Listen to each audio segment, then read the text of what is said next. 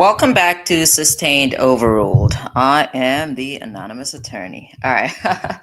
I'm 4 minutes behind, okay? And make it five. I'm sorry. I'm sorry about that, but I had to get myself situated. All right. I was trying to find an Airbnb and then I just mismanaged my time. In any event, I am getting kind of worried about Young Thug, okay? We all know, at least I'd like to assume that we all know the his probation terms. And initially, again, when he was sentenced to probation, I was like, okay, I don't know how he's going to be able to get through probation for whatever number of years. But now he is out here requesting an amendment. Okay, the reason he's at request or the condition he'd like amended is the one that restricts him from entering the metro Atlanta area. Okay. Uh, I'm getting worried about that because if he makes his way into the city, I do not doubt that. I don't even want to say that trouble is going to follow him. It's a little concerning if he makes his way into the city. If he cannot stay out of Atlanta, he is going to have serious problems. I don't even think it's been a month. Has it been a month? When was this man's? Okay, he was sentenced on, I think he was Halloween. So that was, you guys are funny. Hey, real thing. He was sentenced, I think it was October 31st. So he's not even 2 months in already, and he wants to make his way to Atlanta. That is very concerning. And that I really want this man to succeed. I want Young Thug to succeed. Okay. But if he cannot stay out of Atlanta, I don't know how he's going to be able to make it through the rest of his probation term. So that's, I don't know. I don't know. I hope he succeeds. But this is not a good start. It's not a good start. So hold on, let's go. And I also want to talk. I need to look at my title. I know we're supposed to be talking about several things here. Hey, Jasmine. I'll share. Oh, Jasmine, I just talked about. Hold on, I just got an email. Let's see. I'll put it here. Brooklyn, who are these people? I have no idea who Mondo is. As for Seti Nash, I've watched his videos a few. I've watched one or two, three videos. But what major blow up? You know what? Brooklyn needs to get up here because Brooklyn always has the tea. Jasmine, while we're on this though, have you heard about Young Thug seeking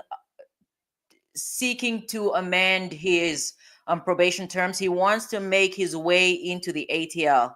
Let me know what your thoughts are. As far as I'm concerned, that is not it's not just a good move, but it's very concerning because that I don't know. I just did not see how he's going to be able to see through the rest of his probationary term if he's already struggling to stay out of the city. Jasmine said his children are here. Well, he can move his kids out. Like, yeah, he can, and that's the thing, because I think it was real thing. I think it was a conversation from last week, right? Um, if I remember the context correctly, it was Max Short being interviewed by Megan, and Max talking about how they have to. This is me paraphrasing, but basically how they have to ensure that SB can stay out of trouble, blah blah blah. And I basically remarked that in order for this man to succeed, it's going to take work from he's going to put in the work. And I know initially Realty was like, you're kind of harsh. I think I'm paraphrasing. Um, but here's the reality. When folks want to, I don't want to say avoid jail, right? But when folks enter, and that's why I kept telling Real Thing that when you see, whether you're a prosecution, public defender, defense attorney, court reporter, probation officer, you see the same thing over and over again. So what Young Thug is asking for here, it is not new. It's something that you see over and over again. When he was accepting that plea, he was promising this judge, I don't know, he even had his hands up and everything. He was promising this judge, apologizing, doing this and that, and we are not even 2 months in, and he's not able to stay out of the metro area. So that's what I was referring to. When somebody wants to avoid jail or whatever it is that they're trying to do, they'll promise you all sorts of things. When somebody gets a second chance, when folks get second chances or third chances or fourth chances, you'll hear all these promises. You'll hear about how they intend on changing their lives around, how they intend on doing this and that. And again, it takes work. It takes work. It's not, they get on the outside, and once they're on the outside, then their minds kind of change. All right. In the middle of a school year, I doubt it. Is FFS in here? How are you guys able to see who's in here? Because I don't see FFS. Oh, FFS is actually in here. Hey, FFS. I don't have my glasses on, so I actually could not tell the difference between JT and FFS, which is kind of sad. Anyways, I replied to your email. It sucks that I took so long, but I eventually replied. Okay, I replied. And while we're at it, shout out to Sarah. All right, so that's my recap of Thug, though. The request for an amendment again, it's just I don't know. It's concerning, but I do want him to succeed. Whether I want him to succeed or not, that really has nothing. That has nothing to do with him, and he has no idea who I am, and it means nothing to him. But I just hope he does not put himself in a situation where he ends up behind bars. Okay, so that's my comment on that. Now we're gonna move on. I need to look at my title. Should have brought my notes. I don't have my notes.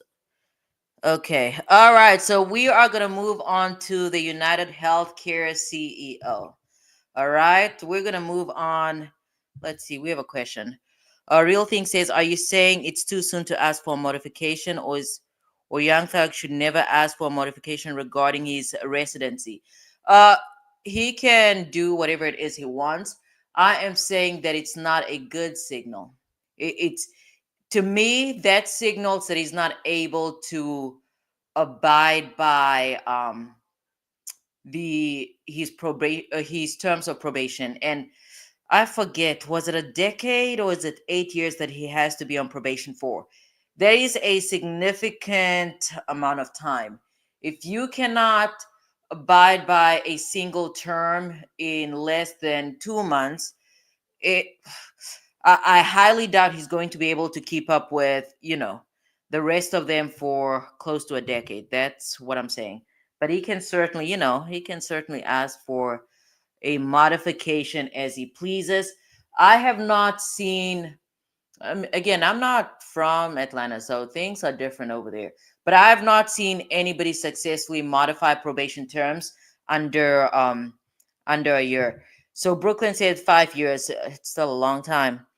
Um, Okay, so Brooklyn says when your significant others beg to come back and promise he will behave, and you take him back and they mess up day one.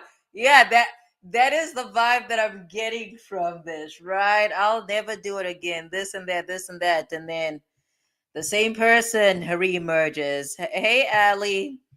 Yeah, so the same person reemerges. So let's get into here this though. Healthcare. I watched um I watched a lot of the press on, on today's I mean obviously the arrest. I really want to talk about the extradition, but before we get into with this case, at once I tuned in here and there because again, oh, kudos to me. I finished my settlement demand, so I'm happy about that. I got it done, got it done. Um, so I can sleep better tonight. Uh, Anyways, as I was tuning into what's his name, Luigi Mangione, where I cannot even see his name. Where's this guy's name? Anyways, in any event, there have been this case has just been evolving rapidly. It's new information after new information after new information. Um, I don't want to say the fact that this was a CEO has a lot to do with, you know, I guess the gains or the grounds that law enforcement has covered. But then again, a tip came from Walmart. From my understanding, it was a patron that informed a Walmart worker. I'm like, who's gonna get the what is this, the oh my mind is fried, because they offered, I believe authorities offered 50K. So are they splitting the 50K? What exactly is going to happen? Greg said, shout out to Greg said it was 15 years probation. I recall it being over a decade, so thank you for that. Brooklyn says nothing is true. What are you referring to?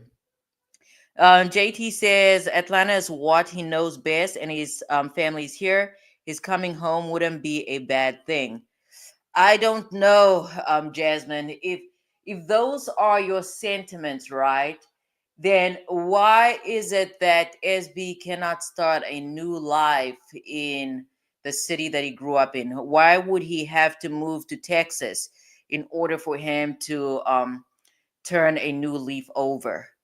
I don't know. It's just here's my thing.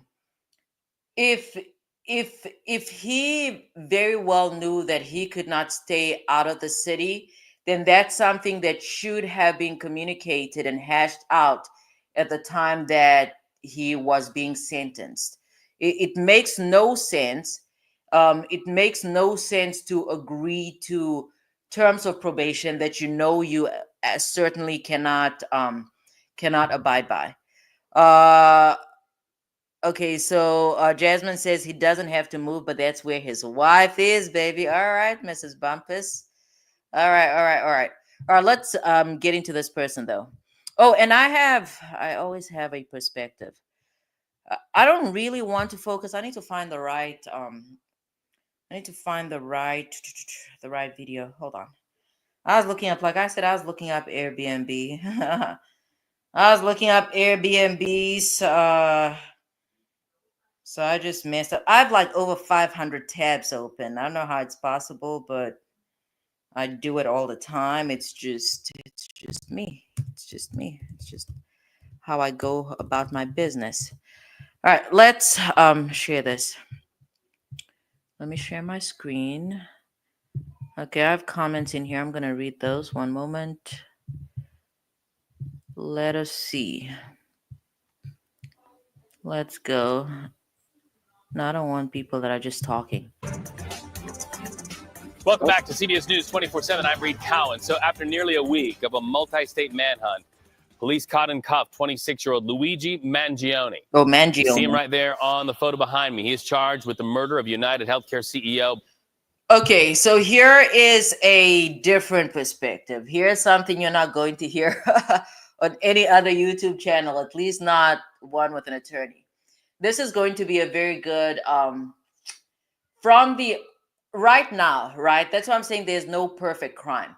If anybody that thinks they can commit a perfect crime, there's only shoddy criminal investigations, but there's no perfect crime, because this guy did leave.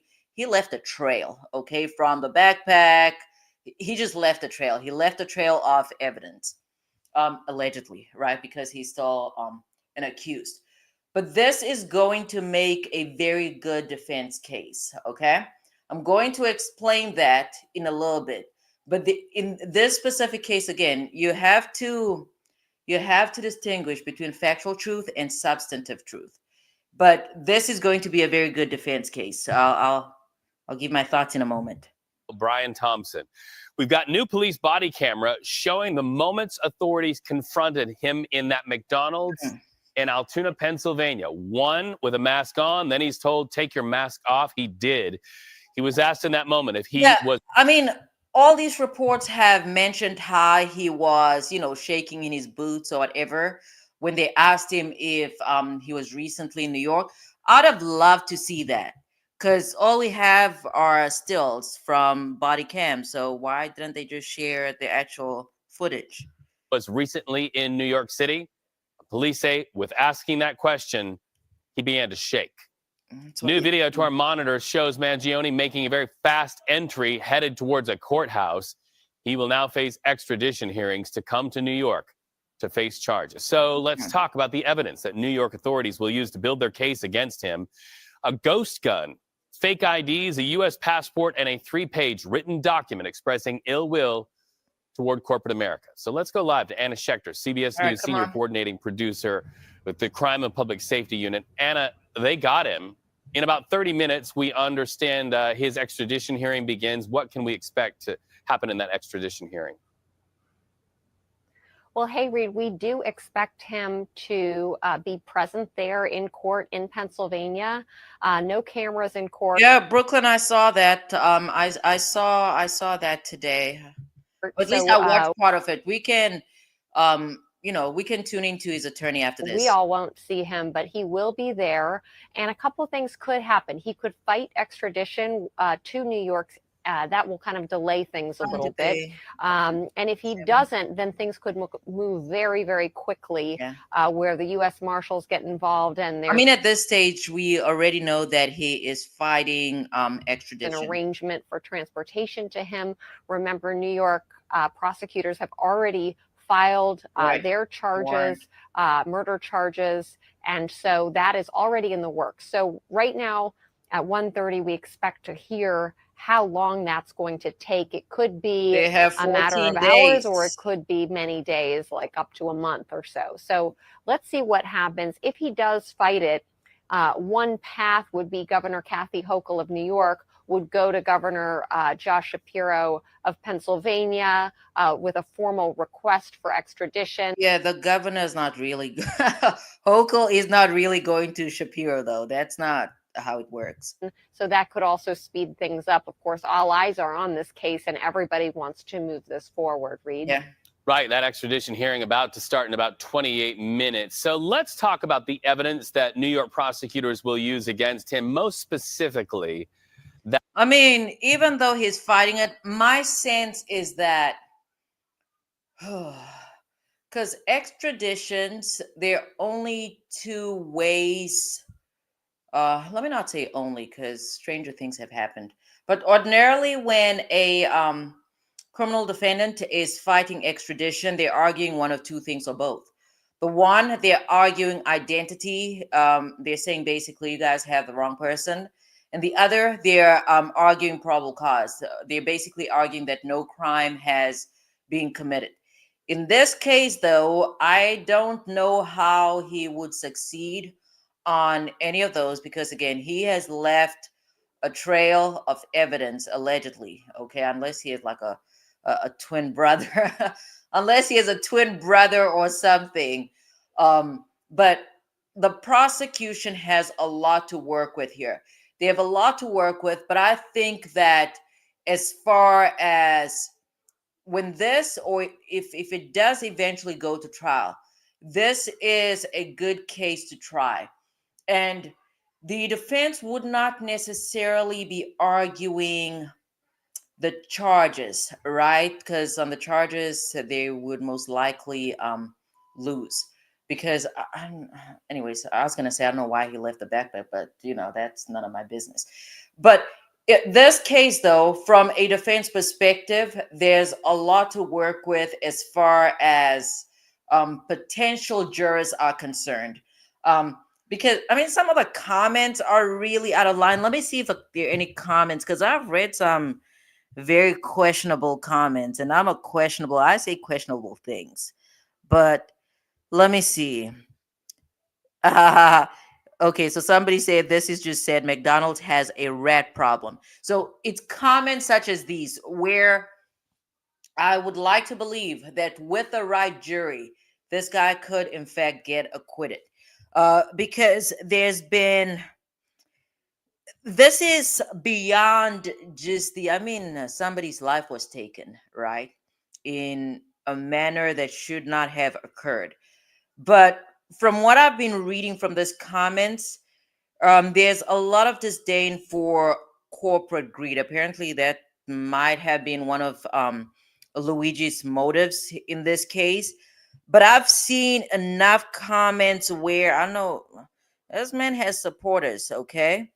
You see, look at this comment. This is from Robin Hood. 7 hours ago. I don't see enough evidence of his guilt, not guilty. And these are the very early stages, right, of the criminal process, at least as far as Luigi is concerned. But with the right jury, the defense attorney in this case in New York could get some stuff done. um Again, comments, not all heroes wear capes, right? Blah blah blah. Who funds a legal system? Isn't it the public? If we say he's innocent, then he should be free. So I've been reading these comments going back to when it was revealed that the person that was gunned down in Manhattan was a CEO for, what is it called, UnitedHealthcare or something along those lines. But this could be a good defense case. This could be a good defense case. There have been conflicting accounts as to whether this guy had, you know, some medical concerns or some health concerns. I've read something along the lines of him having chronic back pain, and then another media outlet reported that he was just reading books, and there was no confirmation if he actually suffered from chronic back pain or not. Let's see. Jasmine says, but he's also required to do community service in Atlanta. Okay, so that's referring to Thug. Um, Okay, Greg says, I don't think Thug will make it. Most don't. I highly doubt he makes it, because I don't ever recall having a client that has successfully completed probation. I've not seen it. Okay. Jasmine says, I'm sure he's smarter than that. I hope he is. His family has very deep pockets, and I can see them fighting tooth and nail. So Brooklyn's referring to this Luigi, to the defendant Luigi, right? And I mean, from what I learned is that his family is from, Maryland. They seem to be well off. This man was floating around with $8,000. I almost said 8 million. That would be crazy. That would be crazy to be roaming around with $8 million in a backpack or a duffel bag or whatever. Yeah, but so from what I'm not really concerned with, his profile, because there have been talks about his profile. There have been talks about this man being, oh, he's Ivy League educated, he has a master's degree, he has this and that. uh, that I'm not concerned with. There have been, and that's the thing with the media. A lot of the reports, I mean, first of all, there was a time, I believe 2 days ago, or maybe yesterday, where they described the suspect, right before he was arrested, before he was detained. This man was described as light skinned. He was described as light skinned. So I guess I mean, we all, at least I know why they did that. But his profile to me does not really matter. The way that the media has reported this, they're focused on coming from a well-to-do family, focused on his education, focused on his alma mater. Um, that profile to me means very little. Okay, and the reason why it means very little is because he's human. Uh, People like to make it seem as if folks that are from, affluent families, or folks that are well educated, do not commit crimes, which is completely false. Okay. In this case, is obviously He's cloaked in the presumption of innocence. There's no conviction there. Uh, but his profile means little to me because, from my perspective, anybody and everybody can find themselves in a situation where they are a criminal defendant. So I'm not shocked at the fact that he's from an affluent family. I'm not shocked at the fact that he has a master's degree. I mean, if we go back to, again, I'll keep bringing up the Idaho case. There was a what's his name again? Brian Koberger. He is well educated as well. So to me, it's not shocking because in order for his profile to matter, then you, from my perspective at least, you'd have to take the stance where you are of the opinion that only folks that live in, that are impoverished, people that are uneducated, black and brown folks are the ones that are more inclined to commit crimes, which is utter foolishness. So I don't really care about his profile, but he was if that's in fact him, he was pretty sloppy.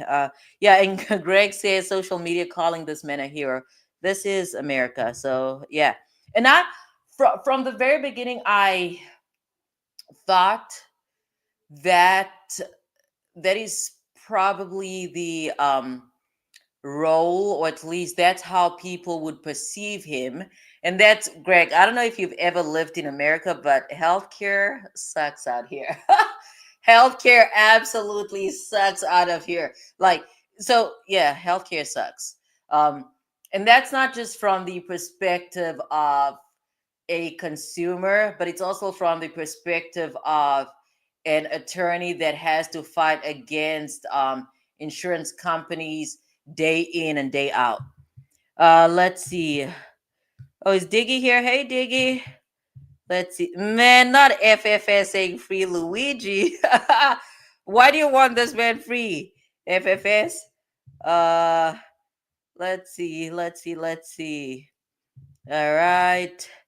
Okay, so Sheila says, "Hey Sheila, I think he kept backpack because he was going to ex somebody else. Why do you think that? Why did he abandon the backpack in Central Park? I don't exactly know. I don't, obviously we're speculating at this point, but he had the a manifesto. To me, he also did not appear to have been trying to keep a low profile. And the reason I say this is because if he was trying to, I mean, he did have his mask on as a disguise, but if he really wanted to, I mean, he also did not appear to have thought out, he did not appear to have thought things out. I just would like to, he didn't have a car for one, because that's why he probably didn't go through the drive-through. But I would like to believe that if he had planned on staying under the radar, I don't think he'd have been out and about. Like, who goes to McDonald's unless you're hungry? So maybe you do go to McDonald's. FFS, yeah, FFS, I'm chaotic. I keep going in and out. I started out with Thug, and then I moved over to Luigi. So I keep bouncing back and forth depending on what comes to mind. But I'm focused on Luigi right now. Brooklyn says that's why I don't buy it. Which doctor in their right mind gives an X-ray? What are you referring to? What are you referring to? FS says, I feel like I just took the wrong pill. What are you guys talking about? And now I'm back on Luigi from randomly. All right, all right, all right. Okay, so Greg, I don't know. It's not free out here. Send us You need to send us what is this? Some free healthcare, I suppose. Yeah, we could use some free healthcare. Okay, so Brooklyn says the manifesto is not true. We'll tune into the attorney. Uh, Diggy says Sheila, he was going on a spree. I don't know what you guys are talking about. I'm lost. I was wondering what was he ordering? Wasn't it in the morning? I don't think he was ordering a McRib in the morning though. I saw, because here's the other thing about, you guys are gonna learn so much about me. I really hate fast food. Okay, fast food. It's not my thing. It's not my thing. But my kid has a treat every Friday, right? Every Friday, she gets to pick a fast food place to go to, right? And we went, when was it? I think it was last Friday. We went to McDonald's, and I saw they had, I know, random story. I'm so random. But I saw they had the I had to get it. I had to get, I mean, the barbecue kind of tastes a little weird, but I got it. Okay, Brooklyn, I may have misread your message. Let me go back. Because Brooklyn says, that's why I don't buy it. Which doctor in their right mind gives out an x ray? I still don't understand what you mean by that. I don't know. I don't understand what you mean by that. Okay, not FFS with the jokes. Hash browns. Yeah, it wasn't a happy meal. I know it was early morning, so let's get back into this. I just got distracted with the comments. But from a defense perspective, with the right jurors, they could make something shake over here. They can make something shake. They can make something shake. Another person here, Meet Vision, says when justice doesn't work for solutions, these guys appear. So okay. Uh, Somebody says his manifesto is remarkable. It hasn't been published. Blah blah blah. Somebody wants the man released. They want this man out. Uh, Another person, I wouldn't have recognized him at McDonald's, but I still find it quite odd that none of his family, friends, co-workers, school friends, um, college friends, neighbors, ever called the police. And that's also what I was thinking, because I don't, I'm not good with faces, but I'd like to believe that if it was somebody that was related to me, I would be able to recognize them even with a mask on. You're telling me none of them watch the news. If you knew him, you definitely recognize him. Maybe. I don't know. I don't know. Okay, somebody's upset, not upset, but they just don't like the fact that this man was apprehended. Okay, let's get back. Oh, did I just see him? Sorry, I really get distracted. Thought I saw him. Okay, yeah, that looked like him. Oh, right, because he was apparently I think, wasn't he? I don't know. Not that I care about his profile, but let's get back in here. That 3-page document, we understand it was handwritten in his own voice. How will they use that against him? Well, in that document, police say that he FFS is attempted to crazy. justify his actions.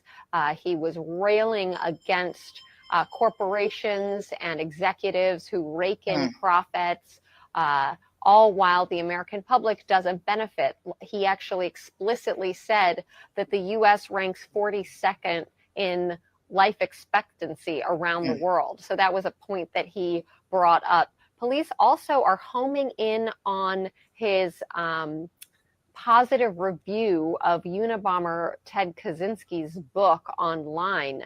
They found that. We also found that yesterday. An immediate Google search pulled it up for us. But in police documents, they point to that as speaking to motive. So right now, police and the Manhattan District Attorney's Office, they are building their case as we are sitting here today, including all of that evidence, the clothing that was worn by the shooter that he had on his person, the ghost gun, the silencer. We still haven't nailed down whether that gun is actually the one that he used. Yeah. But it does fire 9mm rounds, and he had 9mm rounds on him when he was apprehended at the McDonald's. And guess what? The bullets and shell casings found at the crime scene, 9mm. So there is a lot of evidence. Also, he had the same fake New Jersey driver's license. He presented that. Right. That's what I'm saying. He had, I don't know.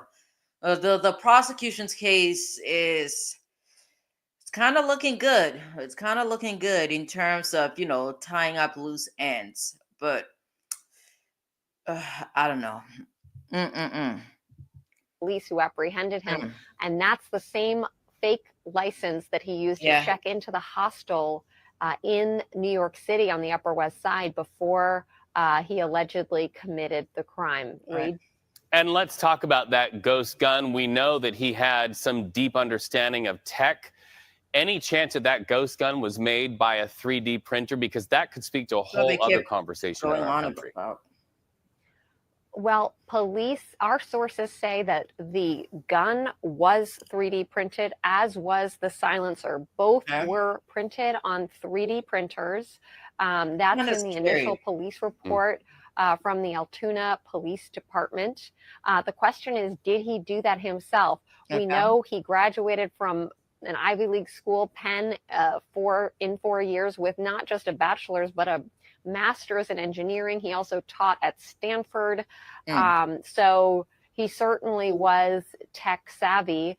But it's interesting. One of the lines of questioning in the investigative process on motive, police have noted this anti-tech mentality that he might have shared with the Unabomber. All right. Thank you so much. It's always okay. So we're going to move on to the attorney. Greg says he's charged with second-degree murder.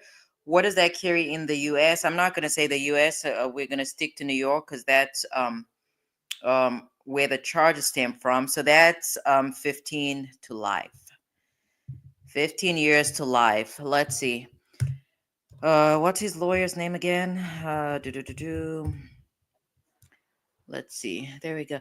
I mean, there have been so many reports. So many reports.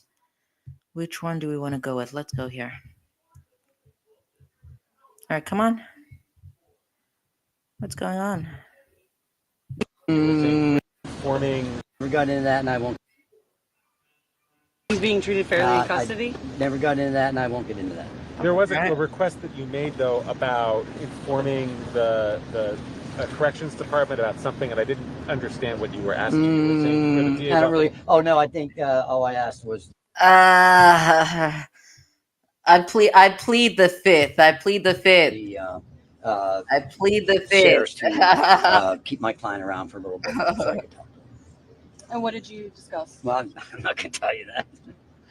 You're kidding, right? You've been on this. Sir, your client said something to reporters as he was walking in about this being dang American people. You can put some money on his books. I'll have to take a look at that. No, I don't have any comment on that. I just know that no, Brooklyn, that's what I'm saying. FFS is so funny.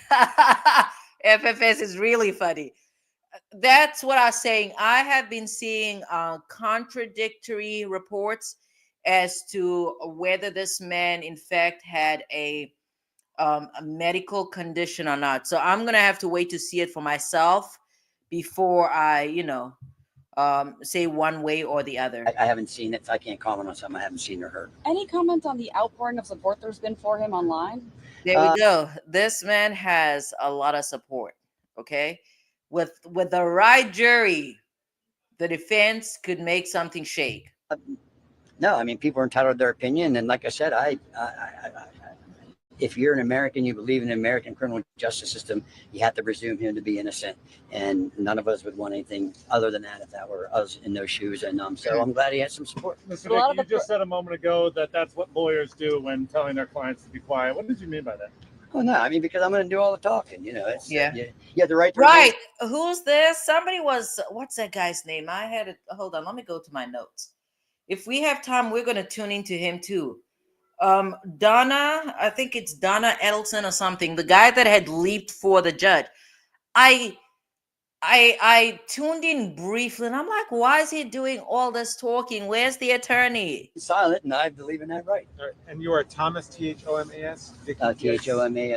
Motions, some deadlines, and they're going to have to come up with some things. We're going to have to come up with some things, and we're going to move forward with that. He's not telling me anything. Let's go to the actual. I think these are the folks that were just outside, though. Yeah, I watched part of this. I want to see the part when he's actually heading into the courtroom. Oh, hold on. All right, let's go with Good evening Mr. and welcome. Tonight, there are fascinating new details about the suspected killer of UnitedHealthcare CEO and his last moments on the run, the chance sighting, the tip, and Altoona, Pennsylvania police officers' interaction with him.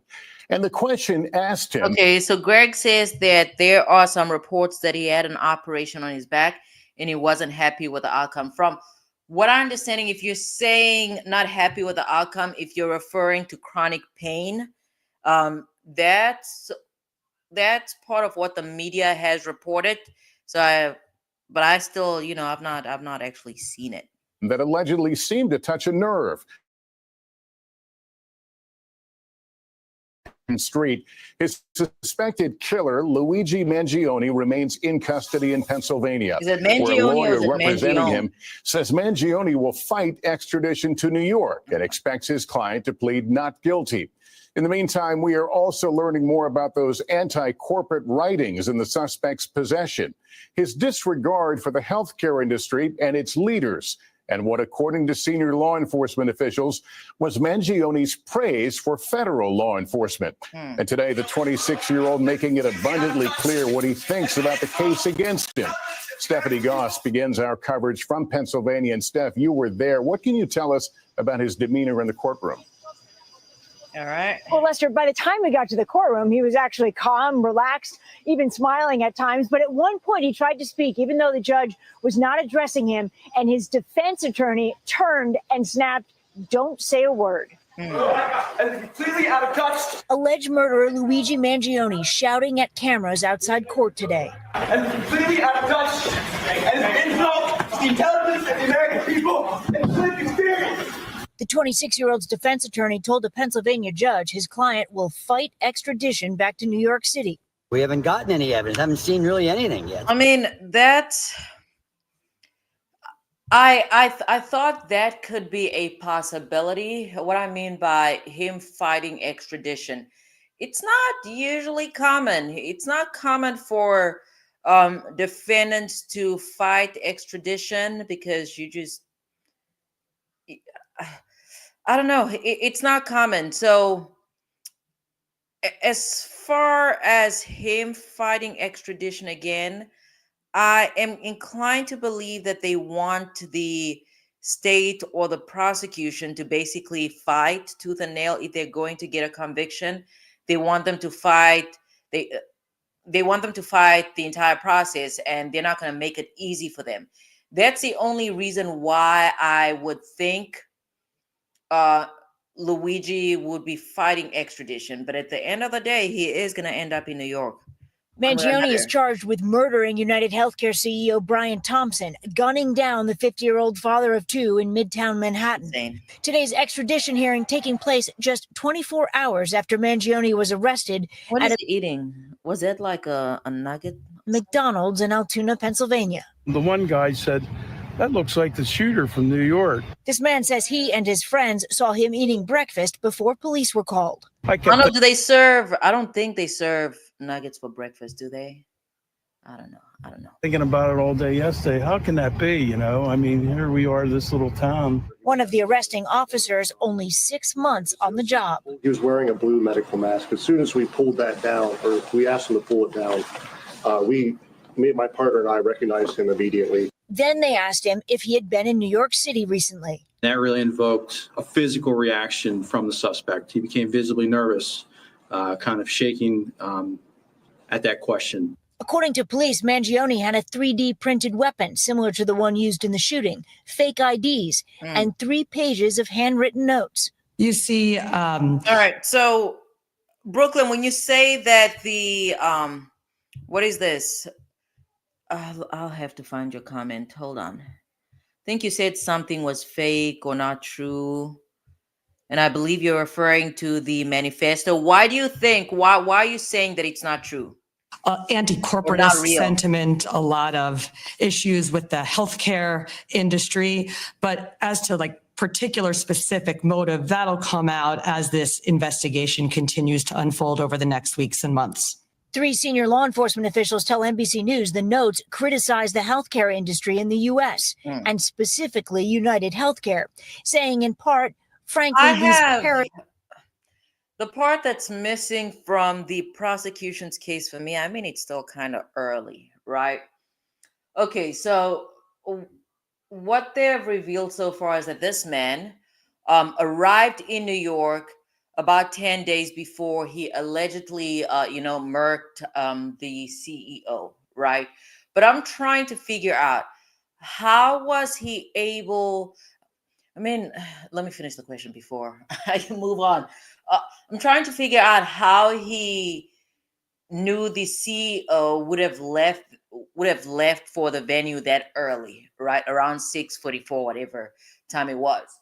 Um, I, I guess he may have observed him a number of times, but I'm also trying to figure out if they may have been in the same room a day or two prior. There's some missing parts, like, I don't know. I Parasites have had it questions. coming. Also adding, to the feds, I'll keep this short because I do respect what you do for our country. To save you a lengthy investigation, I state plainly that I wasn't working with anyone. NYPD officials say there is no indication at this point that Mangione was working with anyone, but they have not ruled it out. The writing also including this message: I do apologize for any strife or traumas, but it had to be done. After reviewing hundreds of hours of video footage, canvassing the city, and even using dive teams in a pond in Central Park, NYPD says it was this photo, the grinning suspect checking into a hostel. Yeah.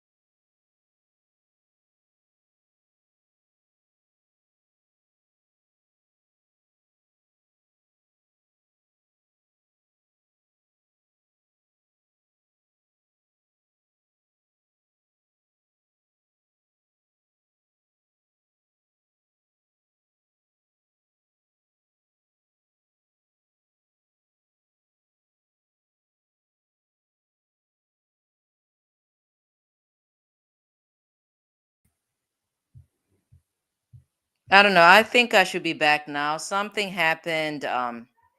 My kid's messing around with the Wi-Fi. That's what's happening. My kid's messing around with the Wi-Fi. Leave it alone, boo. All right, so let's see. All right, leave it alone, please. Don't touch it. Yeah, leave it alone. Yeah, hold on. Let me play this video. I need to go sort this out because she's messing around with the Wi-Fi. She's not supposed to be doing that. All right, let me play Stephanie, the rest of Stephanie, and then I'll be right back. Hold on, let me parent a little bit. What are the next steps for the suspect in this case? Well, Lester, he's been denied bail. He had a brief meeting with his defense attorney, and then he was sent back to state prison. But now his extradition to New York is likely going to be delayed for weeks. All right, Stephanie, thank you. And as authorities investigate what may have motivated this attack, we are learning more about the medical issues Mangione faced. Sam Brock tonight with new insights into the suspect's background. Tonight, as Luigi Mangione sits in a jail cell accused of murder, a far cry from the smiling star student and Ivy League grad, new details are coming to light about his medical issues that investigators are examining in their search for answers. What did you know about the condition hold of his on, back? let's quickly pause over there. They're obviously going to get into his med in a little bit, but I need to catch up with the chat. Okay, so hey Jerome, what's up? I'll put up the link. I'll put up the link in case you want to come up here, but my Wi-Fi is messing up. Okay, so Greg says that so the police, I don't know. I just hope people don't get out of control, but knowing us, knowing folks out here, you never know. All right, let's quickly get into these medical facts. I knew it was something medical issues that investigators are examining and they're accused of murder. With new insights into the suspect's background. Tonight, as Luigi Mangione sits in a jail cell accused of murder, a far cry from the smiling star student and Ivy League grad, new details are coming to light about his medical issues that investigators are examining in their search for answers. What did you know about the condition of his back? Okay. I knew it was something that constantly weighed on him. It was something that impeded him from doing many things. R.J. Martin runs Surf Break on Oahu, a co-living space where he says Mangione lived for 6 months. Is this the person from Hawaii? I guess so. In 2022. When he first arrived, Martin says Mangione aggravated a back issue during an introductory surf lesson. He says at points, the Maryland native had a hard time sitting up straight and struggled to have an intimate relationship. When Martin checked in on his friend 9 months ago to see if he had surgery, he says the 26-year-old sent him an X-ray. Harrowing. It just broke my heart to know he had these 3-inch screws in his spine. 2 senior law enforcement officials say they are investigating a picture of an X-ray posted to the suspect's social media account, whether it's his and if it's part of a motive, as mystery shrouds the places Mangione's lived. Well, what we know so far is that he has ties to Maryland, he has ties to Hawaii, and ties to San Francisco, California. We know he attended college in Pennsylvania, and we know that he has no prior criminal history, not only in New York City, but in the country. A neighbor from Hawaii says he last saw Mangione 3 to 4 months ago. I just asked him where he's been, and for like 6 months, he was like on the mainland, like he just said medical stuff. And his former classmates at the prestigious all-boys Gilman School outside of Baltimore, equally blindsided. I can tell you that this is one of the last people you'd think would do something like this. He's human. He was one of the nicest kids, most friendly kids that I had known at Gilman. The high school valedictorian is part of a large and wealthy family with businesses across real estate, country clubs, and nursing homes. The NY. They're going to be rubbing all these, this profile, we're going to be hearing about it for I don't know, the next 2 to 3 years until this case goes to trial. With businesses across real estate, country clubs, and nursing homes. The NYPD and friends and family alike now trying to put the pieces in that picture, I guess he did like McDonald's. Of Luigi Mangione's path together.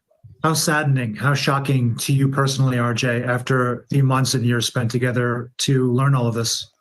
All right, so let's move on from that. But again, I just want to look at these comments quickly. Hold on. Okay, again, with the right jury, the defense could pull something off here. We have somebody out here from 2 hours ago. They say the killing is bad, but why are they not investigating the greed of the insurance companies? So that should be the theme. That should be the theme of the defense here. They should focus. The defense in this case, if this case goes to trial, if they are going to focus on um, Luigi, they would, I mean, I guess they'd have to bring up his profile, talk about him being from an affluent family, this, that, and the fourth, Ivy League educated. That could help them a little bit. But the real focus here, if he is in fact, okay, if he does in fact suffer from chronic pain, right? If he does in fact suffer from chronic pain, that should be the focus, and that should really be the focus, the theory of the defense here. With the right individual, with the right people on the jury, they could pull something off here. Okay, and then again, the media wants us to hate Luigi. We won't, or we don't. Pray for the families who lost loved ones, to deny claims. Yeah, I am just saying it right now. Down the line, if this case goes to trial, I don't know, 2 or 3 years from now, if I would not be surprised if the jury returned a verdict of not guilty, because I mean, don't go out there and kill, CEOs. Don't kill anybody, period. But they are, at least a lot of folks are making this man out to be some type of hero. All right. And then another person, Micah, says, what about the insurance company? Are they going to be held accountable for people's deaths? Okay. They're taking the worst screenshots of him, expecting us to see him like a monster. You're Luigi. I'm Luigi. The American people are Luigi. I don't know about all that. I don't know about all that, but okay. And then when the rich rob the poor, it's called business. When the poor fight back, it's called violence. That's a Mark Twain quote. So, I mean, obviously, social media is not real life, but if the court is able to subpoena, or what is this, if they're able to impanel a juror that feels the way that a lot of these people on the internet feel, then again, here we see an hour ago, not guilty. The evidence just isn't convincing. Also, it was self-defense. What? That's not self-defense. That's not how it works. Another person, so his family doesn't recognize his photos that was released by NYPD, but some random person in McDonald's did, right? Pretty certain his family did recognize him and didn't choose to turn in their son, brother, nephew. Yeah, I'm for this case. I know it's too early. We are years away from a trial. I hope this kid doesn't mess. I hope this kid does not mess with her Wi-Fi, because she's riding on a suitcase. I need to end early, you guys, so I can put my kid in bed. She's usually in bed. No, when I start the lives at 10, she's usually in bed. So I started at 9. That might be the problem. All right. But in any event, with this case, if they can impanel a jury that feel the way, shout out to all public defenders. Somebody out here said, free Luigi, public defender. Okay, so somebody said, has the girl he was supposedly flirting with identified this man as him? They don't need that because they have the ID that he checked in with. So allegedly, I'm gonna add that there. Allegedly. Somebody else wants them to stop manhandling him. All right. I think this is going to be a different. Okay, so here's somebody else. Who knows what's going on? Why would he keep notes and a gun? If it is him, then he wanted to get caught. That's also, I don't think he really wanted to. I don't think he was, evading. I don't know, but you never know. Somebody says back injuries are the worst, or London Liz, London WWAA. Chronic pain is no joke. Terrible, sad situation. So he does have a lot of support. There are people that, I guess would condone his actions. And then again, folks are talking about jury nullification, not guilty. So as far as jury selection is concerned, uh, probably trying to keep off folks that have had um, chronic pain or other family members that had chronic pain, because if I don't know, he just has a lot of support, which I wouldn't say, at least for me, it was unexpected, but it's not surprising. Okay, my goodness, no, FFS, you need to. I don't know. Now you're making me curious. Can I find her? I don't think they sell them on Amazon, but let me see. There was a guy in let's see, 3D. Let's see. I don't know. That stuff's kind of pricey. This stuff is kind of pricey. Now FFS has me going. I get easily distracted. Let me get off Amazon. Let's see. Not Ellie 112. Buy one get 150% off. You guys are funny. All right. K11 has family statement. I'll look that up. Send me the link. Brooklyn says there was a medical convention at the Hilton where he was offed, was looking for other targets. Is that what you think? That might actually explain it. Possibly. All right. Let's see. All right. Let's see. You bought one from where? Are you saying Amazon? Now there was a guy from New York City. I don't remember his name. This was, let me think, time frame. This man. Let me see. What was this man's name? Hold on. Now that we're talking about 3D printing, I believe that man was in his 40s. New York. Oh, and I don't know if Jerome, if you're still in here. I think Brooklyn's still in here. Yesterday, when I was trying to figure out the case, I kept saying, because the discussion was whether I forgot the attorney's name, but Brooklyn had said that was the best attorney in America. It's some person that represented Alec Baldwin. Do I still have that tab open? I don't know. And I was saying, or I said that in order, at least from my perspective, in order for an attorney to be considered the best, in my opinions, they actually should be a pioneer. They somebody that has created something we've not seen before, made an argument that basically changed the law. To me, that's what I'd consider a what is this? A brilliant attorney.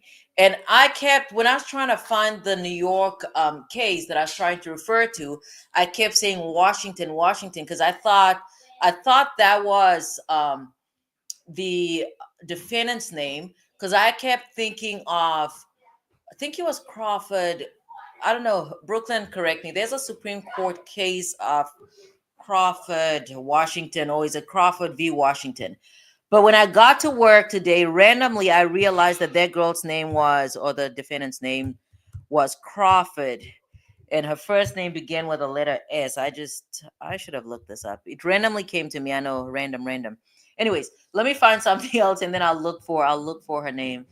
Let me get to the right page. Right. Alex. Yep. Alex. Brooklyn, that not lost a case, that means he's not tried enough cases. Anybody and everybody loses cases. And that's where I came with that example where I said, I've not lost a case as a public defender. That does not mean that I was the best public defender to ever exist. It just means that I did not try enough cases as a public defender. And then again, I was cherry picking the cases that went to trial. So to me, that's not the standard for, or the standard for the best attorney. I don't think that's the standard, because there are a lot of challenging cases where attorneys make really good arguments, brilliant arguments, but still lose because sometimes the what is this? The facts are just in your favor. Jasmine says, Brooklyn, is that something you heard? Okay, I don't know. I guess you guys are talking to each other. NY Post, blah, blah, blah, blah. I'm trying to find the guy from. That's funny. FFS is funny. I'm trying to find the guy from New York with the 3D printer. Hold on. I think he was convicted too. Yeah, I think he was convicted.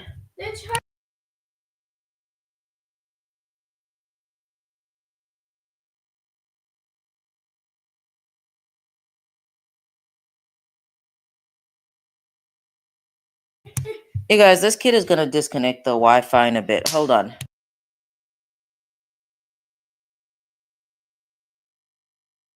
Hold on. Let me play something else on here while I find. Let's go here. They're really trying to. Maybe he said. I think we've made a strong bond.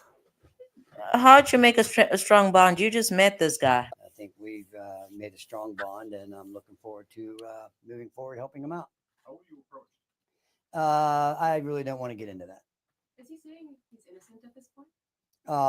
He has indicated pleas of not guilty. The only charges that we've seen thus far have been the ones here in Pennsylvania, and we have pled not guilty to those charges. And what's his state of mind? I really can't get into that. That's too speculative. I'm not going to get into that. I'm sorry, I couldn't hear from here. You said he has said he's innocent so far? Oh yeah, we pled not guilty, at least to the charges in Pennsylvania. Like I said, I'm not aware of any actual charges in New York. If you were in the hearing earlier, there was a proceeding where they introduced some documents, which, as I complained about, didn't have enough information for me. So we're looking forward to getting that additional information. When did that plea happen? It's not something that I was aware of. Okay.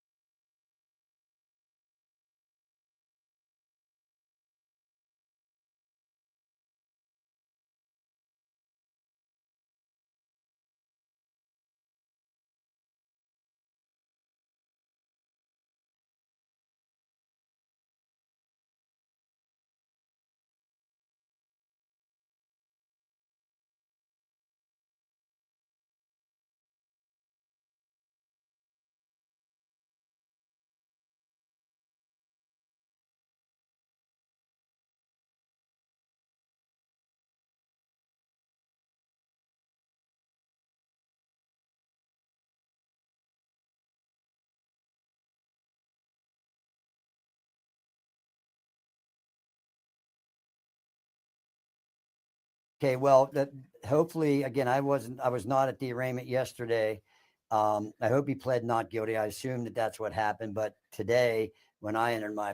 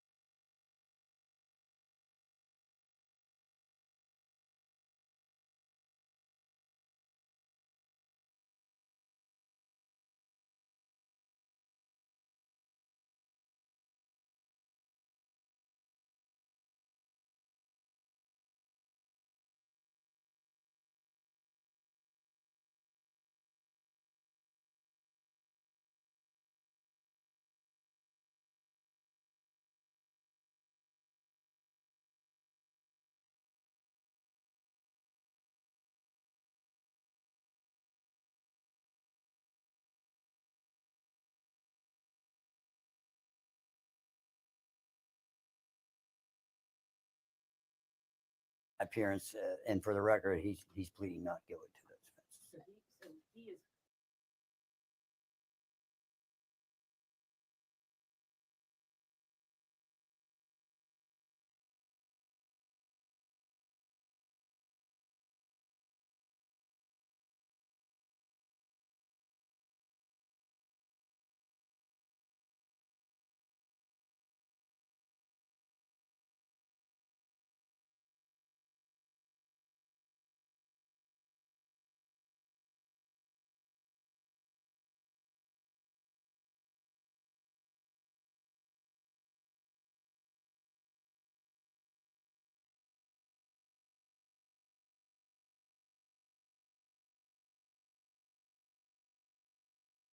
There was, I was at the hearing, he did not say that he was not guilty or make that plea. So right now, though, you're telling us that he is a plea.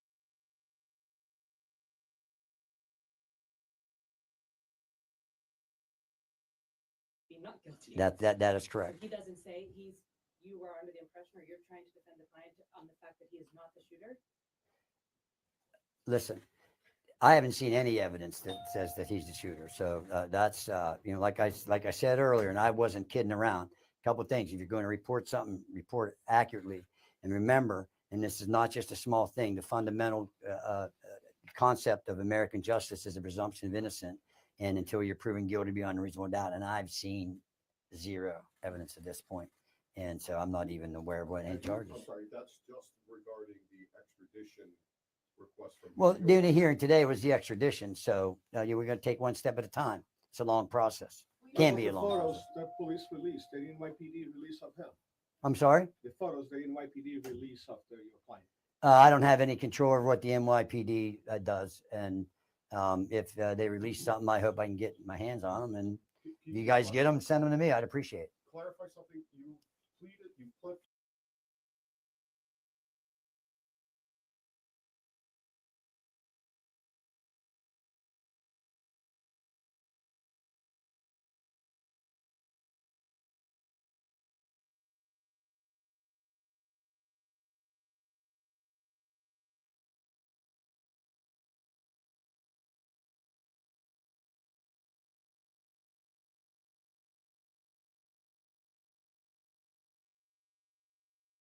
For him not guilty in the state of Pennsylvania about the charges here. Can you just, when did that happen? Well, he has a hearing coming up. I believe it's the 20-somethingth. I can't recall. A lot happened today. So until they haven't even had a prima facie case established yet. So they have to have a prima facie case established before they can even, the case can move on to the court of common pleas. The burden is always on the government, thank God. And that's their burden, and they're going to have to produce some evidence, and we're anxious to see it. Understanding that you have said you have not seen charges coming out of New York yet, that if and when there are, and you have seen them, will you be pleading not guilty to those as well? That would be my expectation. That certainly would be my advice. Your client's demeanor the past 2 days at the arraignment and again today at the hearing. At some points he was, smiling, laughing. You even had to actually tell him to stop talking. what are his feelings right now? Well, he seems outspoken. Well, all I can, well, he's obvious, I said earlier, use your common sense. If you put yourself in, you or a loved one in that position, it's, natural, I think, to go through many emotional states. As far as him not talking, as long as I'm going to be the lawyer, I'm going to do all the talking. My client's not going to say anything. A quick question about process. I was also at the hearing last night. I don't remember any plea being asked for or entered. Okay. As long as he hasn't pled guilty, Blair, that's all I care about. So. in the Blair County case, it's just the not. The Well, I'm telling you, as his lawyer, he didn't have any lawyer of record, and he didn't have any representation until I got involved this afternoon.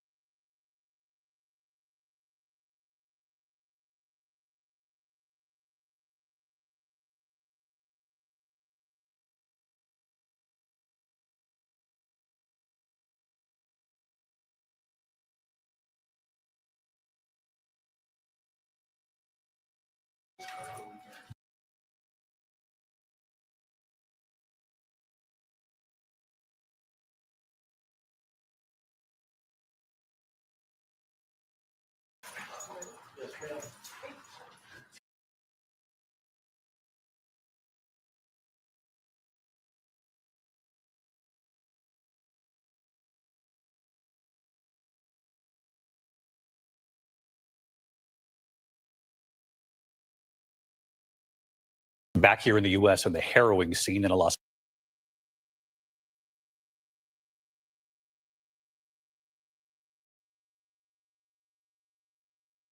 Back here in the U.S. on the harrowing scene in a Las Vegas courtroom, a defendant lunging at the judge who had just sentenced him. Here's Kana Whitworth. This is the moment a defendant who had just been sentenced attacked a Las Vegas judge. And tonight, that man is now behind bars, facing over a dozen charges, including extortion and battery. Hey, I'm good. Are you all right? Deobra Redden appearing in court Wednesday, a repeat offender. He had pled guilty to attempted battery with substantial bodily harm. The 30-year-old telling Judge Mary Kay Huthis he didn't think he deserved another trip to prison. I feel like I shouldn't be sent to prison for a second time. The judge reminding Redden of his lengthy criminal record. 3 felonies, a gross, 9 misdemeanors.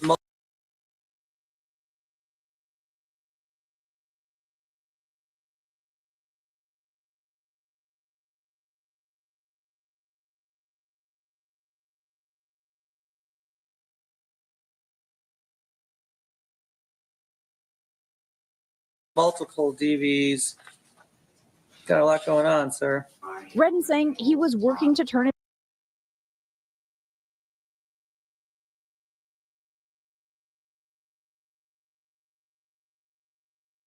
his life around, but Judge Holthus denying his request for probation. I appreciate that, but I think it's time that he gets a taste of something else because I just can't with that history. In accordance with the laws of the state of Nevada, this court. Redden then leaping over the bench, landing on top of the judge and brawling with court officers and attorneys. Minutes later, Judge Holthus standing up. She's shaken up, as most people would be. A couple of bruises, but I'm very, very happy that she's okay. And David, a court marshal was also injured in that attack. Redden refusing to show up to court today to face these additional charges. He has another hearing set for next week. David. Kana Whitworth, we're just glad she's okay tonight. Kana, thank you.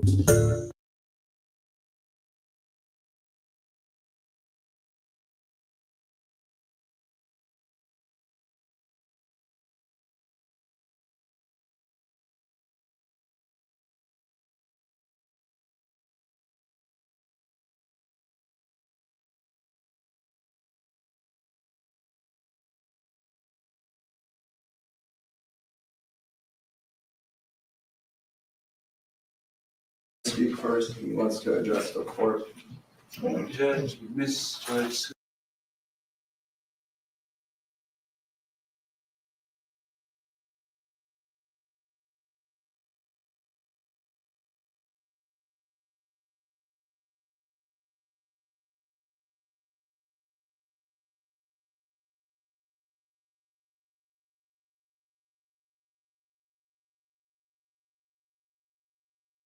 Susan H. Johnson. I don't understand why the state is like really going after my character. I mean, I've always had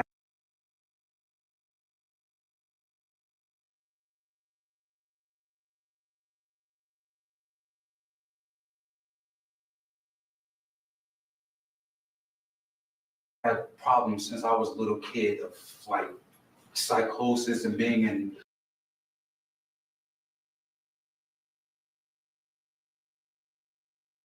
big crowds and always feel like my life is in danger. I didn't know being a young person, even in middle school, elementary school, knowing that like I fear for my safety. I'm just being me, going to school, growing up, trying to do the right things. I never get tired of trying to do the right things.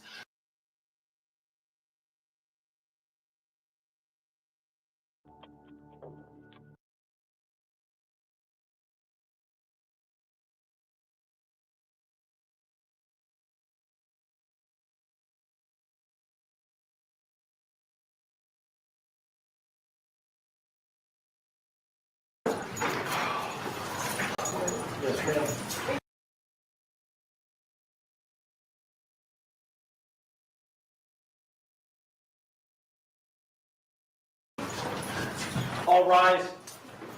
Department 22 now in session. The Honorable Susan Johnson presiding.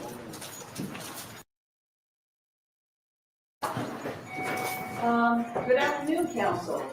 Good afternoon. Good afternoon.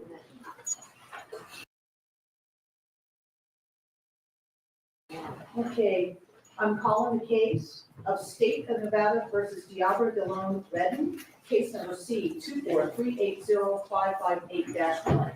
The council who's present, please identify yourself for the record. Good morning, Your Honor, or good afternoon. Liz Mercer and John Giordani for the state. And good afternoon, Carl Arnold for Mr. Redding. And I see that he's present and in custody. Okay, this is the time set for sentencing. Are we ready to proceed? We are, Your Honor. Your Honor, I just want to make sure that you have received our sentencing memorandum.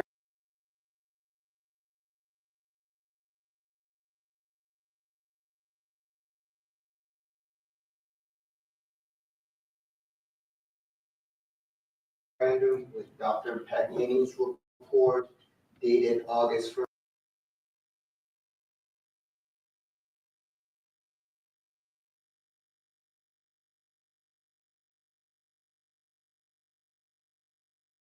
2024, Karen Springer's affidavit dated December 5th, and Dr. Pagnini's current update dated December 5th.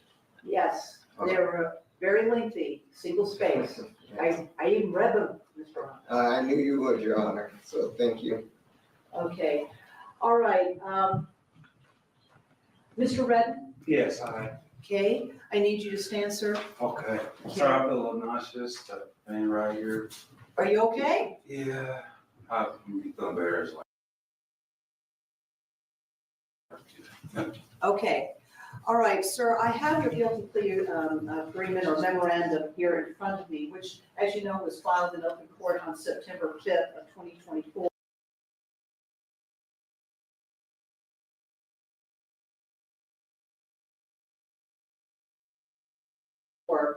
I canvassed you on this guilty plea memorandum. You signed it, and you answered all of my questions. I am adjudging you guilty, but mentally ill, to committing the following crimes. Count 1, attempted murder, victim 60 years of age or older, a category B felony in violation of NRS 200.0.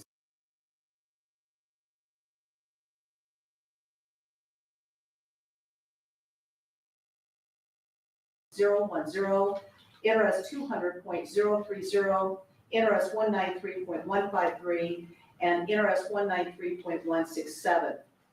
Count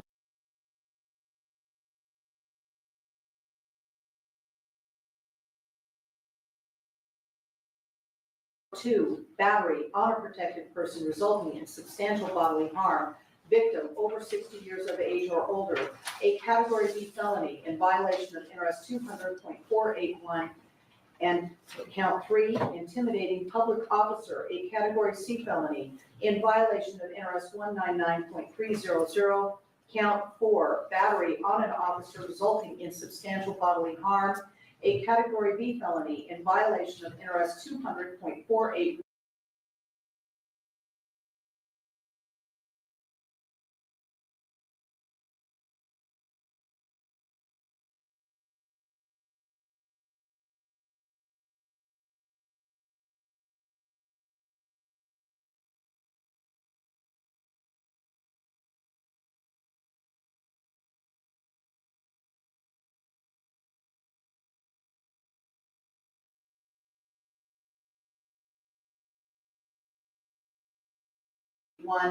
Count 5, performance of act or neglect of duty in willful or wanton disregard of safety of persons or property, resulting in substantial bodily harm or death, a category C felony in violation of NRS 202.595.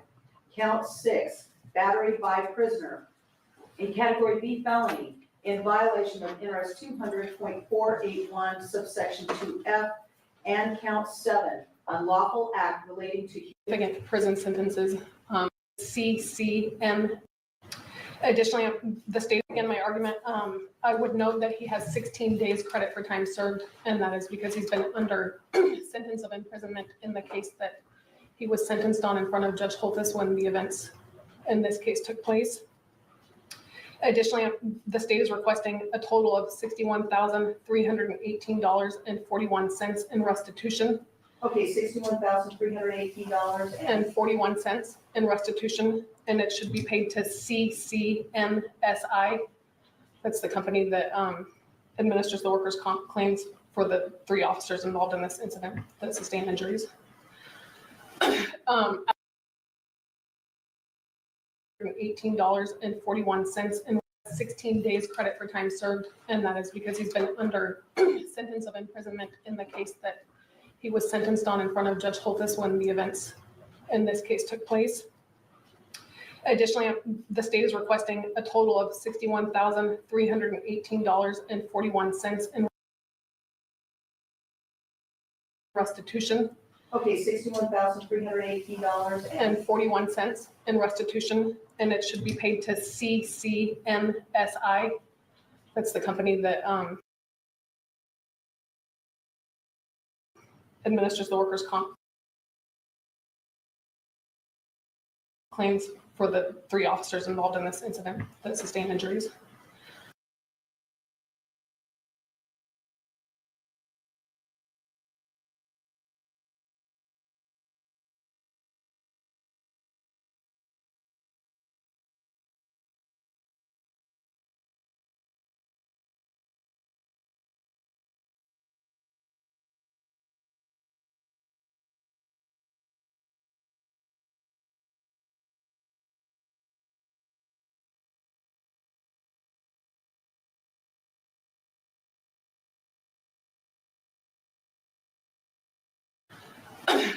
As the court's aware,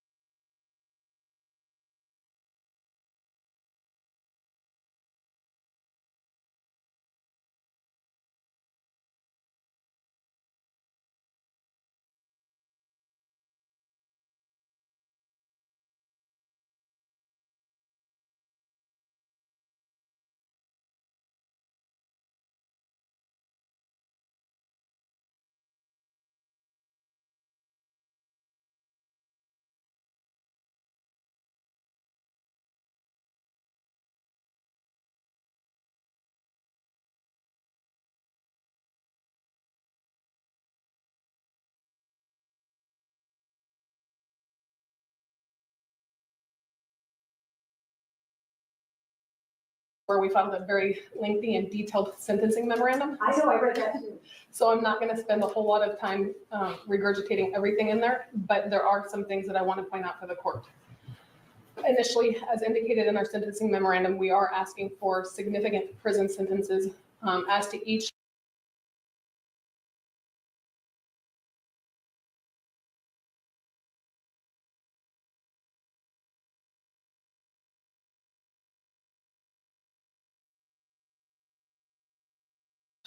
course of conduct, and we're requesting that as to each course of conduct, the sentences run consecutively to one another.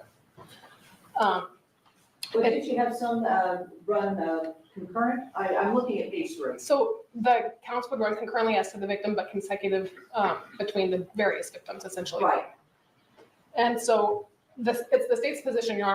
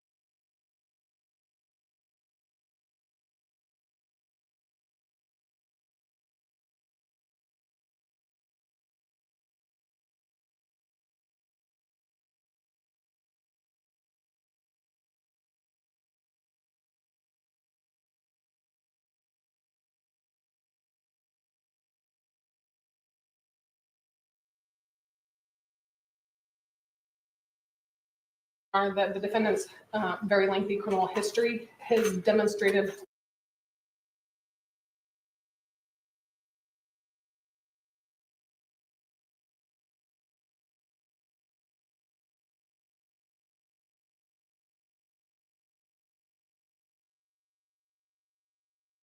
lack of impulse control and his inability to completely accept responsibility for his conduct, as well as the egregious actions in this case, warrant such a significant sentence.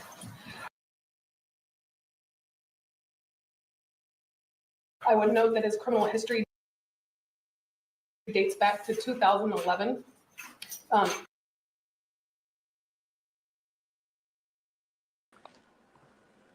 Dates back to 2011.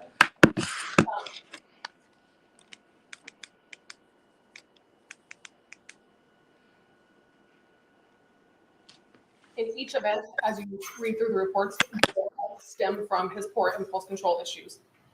And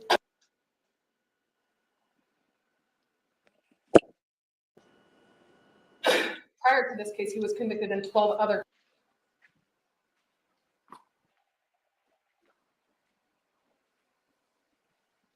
cases.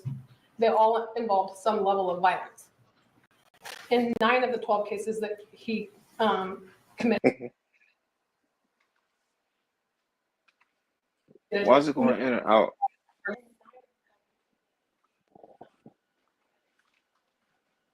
Can you hear me?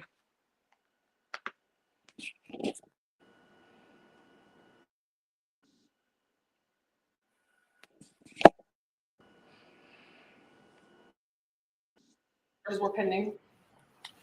And the longest that went without reopening was a period of 2 years. Prior to this case, he was convicted in 12 other cases. They all involved some level of violence. In 9 of the 12 cases that he committed new offenses while charges were pending. And the longest that he went without reoffending was a period of 2 years and 2 months.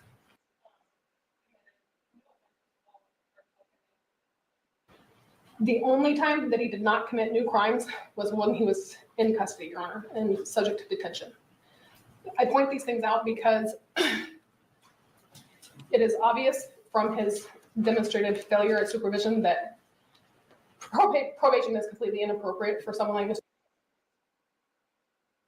Mr. Redden, and he should be detained for as long as possible because the only time that the community is safe is when he's in custody.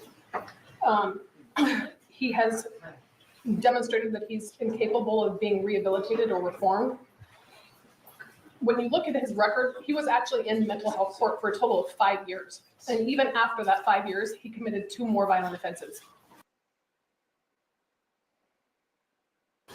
One with an attempted home invasion, and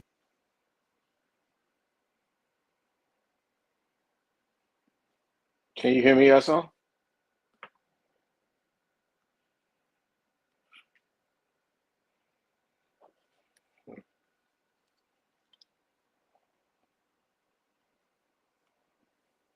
Committed in September of 2021. And then in April of 2023, he committed the assault with deadly weapon that was dealt down to the attempted battery, resulting in substantial bodily harm, for which Judge Holtis sentenced him. Esso. And then in January 2024,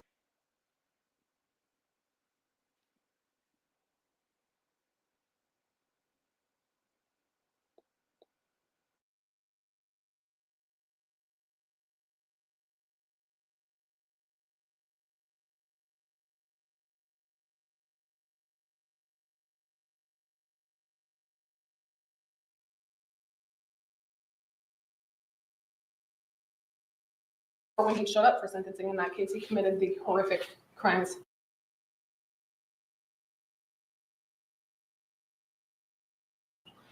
In this case. Additionally, as the court is aware, you were provided 2 expert reports, one from Dr. Rowley and one from doctors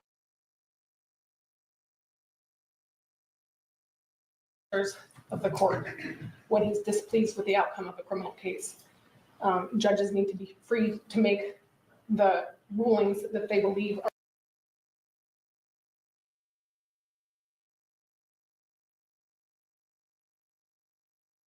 are appropriate based upon the information presented to them. And due to his extreme conduct in this case, a heavy sentence is warranted, Your Honor. It is my understanding that Judge Holtis does not wish to address the court personally, but she has prepared a statement that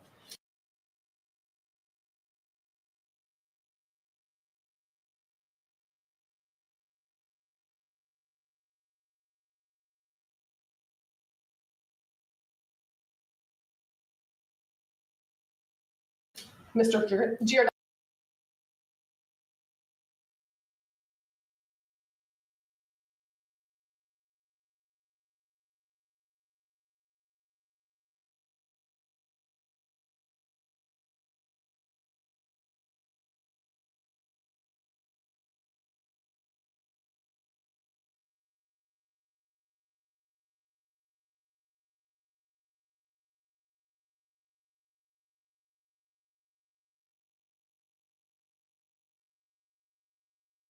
will read to the court with the court's permission. We would ask that it be read last, as it is essentially a victim impact statement, which would statutorily be provided to the court last. Thank you. Charles? Your Honor, I'll let Mr. Redden speak first. He wants to.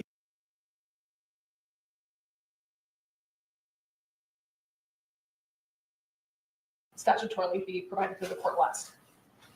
Thank you. Charles? Your Honor, I'll let Mr. Redden speak first. He wants to address the court.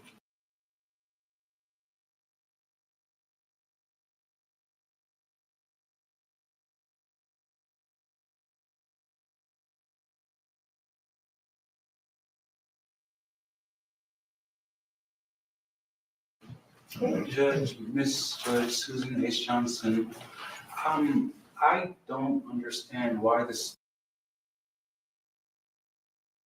Wants to address the court. Judge, Miss Judge Susan H. Johnson, I don't understand why the state is like really going after my character. I mean, I've always had problems since I was a little kid of like psychosis and being in big crowds and always feel like my life is in danger. I didn't know being a young person, even in middle school, elementary school, knowing that like I fear for my safety. I'm just being me, going to school, growing up, trying to do the right things. I never get tired of trying to do the right things. The state just said that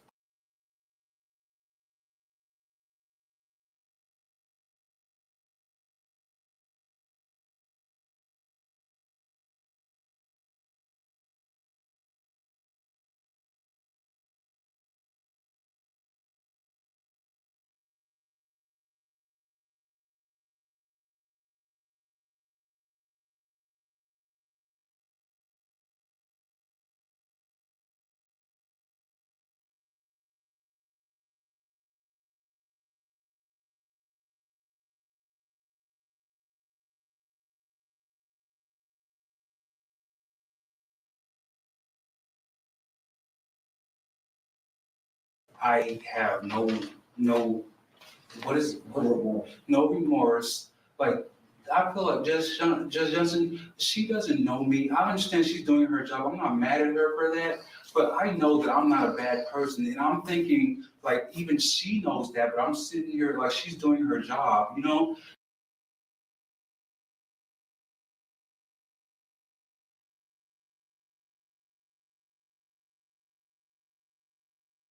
And I believe that you all know that I'm not a bad person. I'm not an evil person. When I came to court on January 3rd, 2024, I was listening to music. I was in a good mood. I had a stable place to stay. I was trying to get a job. I did not catch any new charges. I'm not a bad person. I don't understand why the state is trying to prove me as a bad person. I understand they have a job to do, but this is just, it's not right to me, you know? I'm not an evil guy, and I just keep going after me. I see spirits, I hear voices. I've been going through this for over a decade now, really since 2012, you know? And I just feel attacked or just not safe since I was a little kid. And me growing up, I didn't know that I had these problems. In 2022, I came to prison for the first time. I accepted responsibility for my actions. When I did what I did, I committed a crime in 2020 of December. It was 4 years ago. I paid my debt to society. I got out thinking I'm gonna get work. I was really sick and ill. I was very malnourished. I don't complain about things. I don't point the blame when people have done me wrong. I still treat everybody right.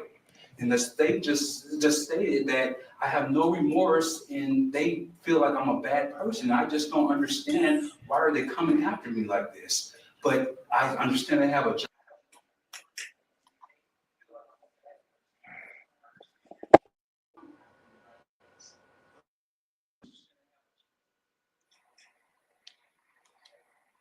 job to do.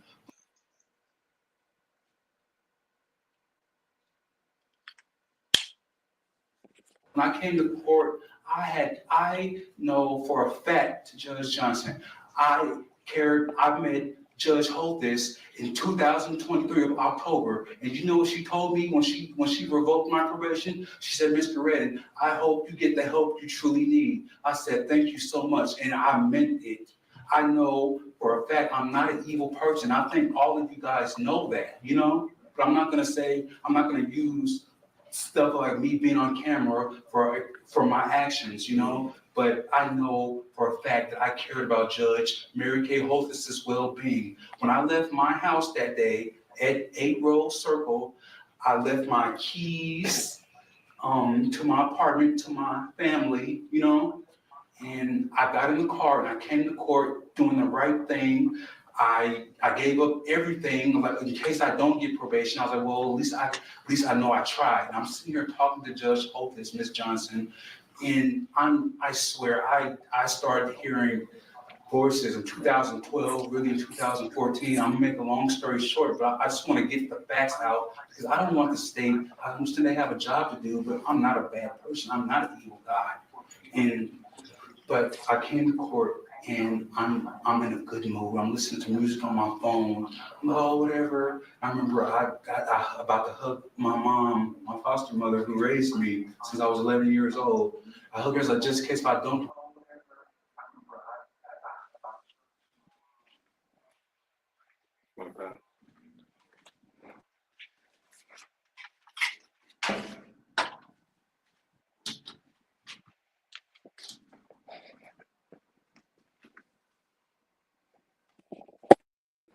That's horrible.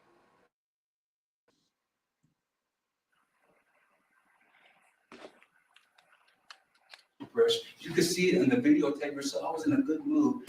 I don't want to be known as a person who has mental illness because those people get attacked.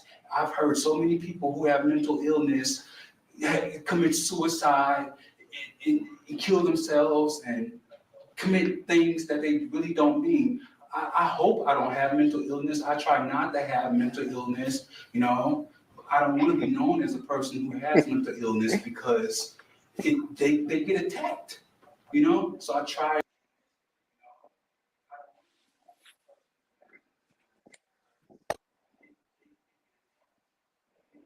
my best when I'm going through all these problems. Since I was a little boy, like I told you, I didn't know I had these problems until 2 years ago. I would sit down What's going on? Crazy. in prison, and I had this dictionary, and I was like, oh, that's what that word means. That's what that really means. I didn't know that. Oh, stuff has a deeper meaning. You know, like, wow, I never think like this. I was in prison with nothing to do. I did a 12 to 30 months. I did 15 months total, and I cleaned up my sentence. I paid my debt to society, Who is and this I got guy? out as a good, productive member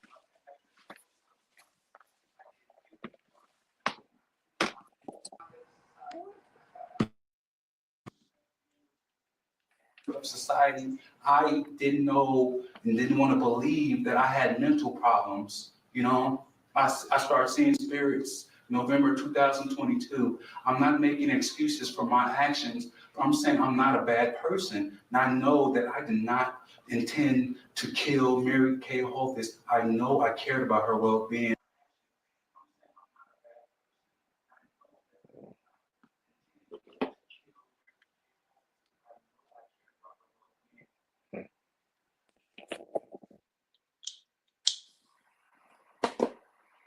I don't know what's going on tonight.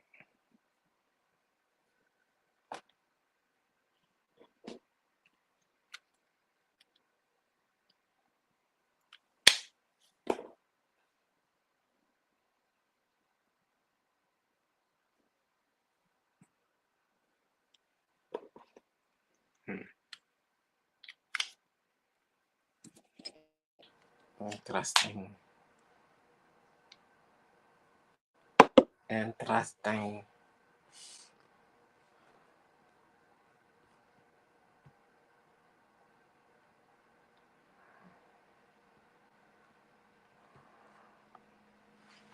And Judge Johnson, you know, and I came to court that day and I was talking to her and I told her I never stopped trying to do the right things. I wasn't pointing like,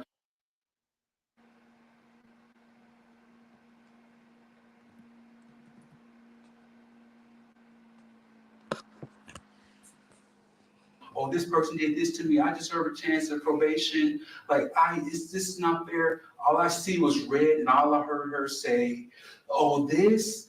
Like she said, I finally watched the whole video. I was standing here in the courtroom with all of you guys. I finally saw the entire video, Judge Johnson. I'm like, I can't believe this. And I wasn't even mad at Michael Lawson. I was like, I commend him on doing for what he did, and everybody in the prison trying to make me hate him and hate the judge, and I'm still trying to do the right thing. They putting stuff in my ear, and I can't get away from it. And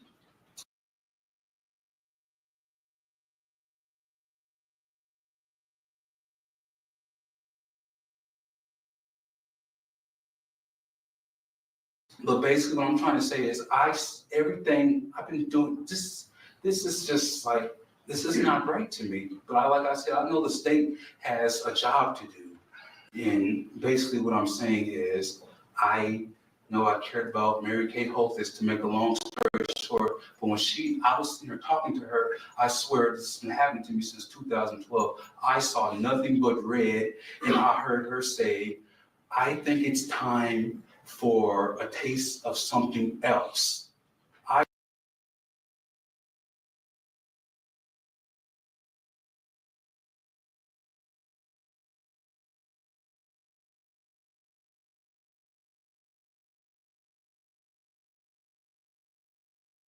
Her, I swear this has been happening to me since 2012. I saw nothing but red, and I heard her say, I think it's time for a taste of something else. I saw nothing but red, and I don't remember doing anything except for jumping on top of her and doing this to her robe. I was like, why are you doing this?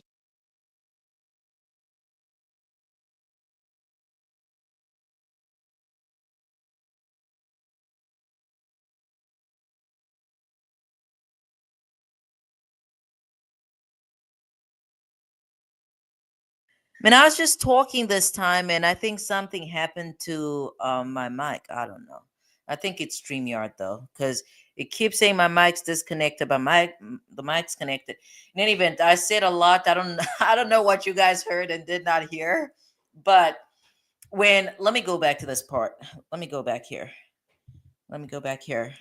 Yeah, I'm definitely challenging. I'm challenging this conviction. I'm challenging this conviction for a number of reasons. I'm gonna have to go back to see if what's wrong, Boo.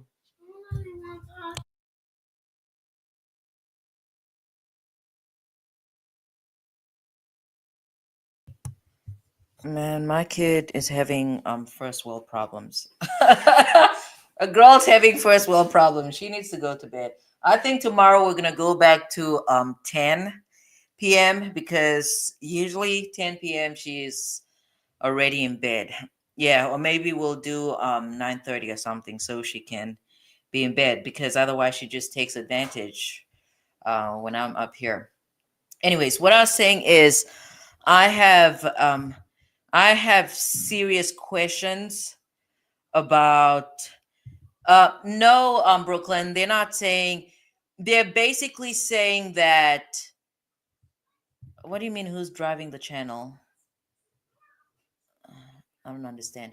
But these charges stem from him lunging at the judge. The video we watched right before I played the sentencing hearing, that's where the charges stem from. But I'm struggling with this plea to attempted murder because again, I was to me that did not look like attempted murder and there what is this the rules are very clear even though this is Nevada, even though I've not practiced in Nevada, the standard for a conviction for attempted murder very clear. You must have the prosecute I mean again he pled guilty so the prosecution did not have to uh, prove anything, but ordinarily the prosecution has to prove that he in fact attempted take her life. But based on this guy's description of, where his hands or whatever landed, I don't think that is sufficient to sustain an attempted murder charge. About Mary Kate Holthus, to make a long story short, but when I was here talking to her, I swear this has been happening to me since 2012. I saw nothing but red, and I heard her say, I think it's time for a taste of something else. Yeah.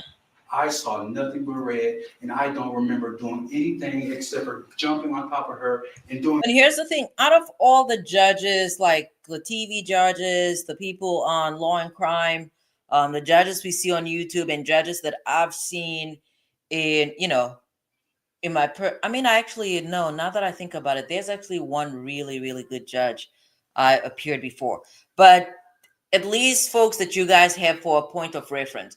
The judge that I've seen on these YouTube streets that's phenomenal has to be Judge McBurney. He is he's so respectful and it goes a long way. It goes a long way when you're dealing with other people. This to her robe. I was like, why are you doing Right. this?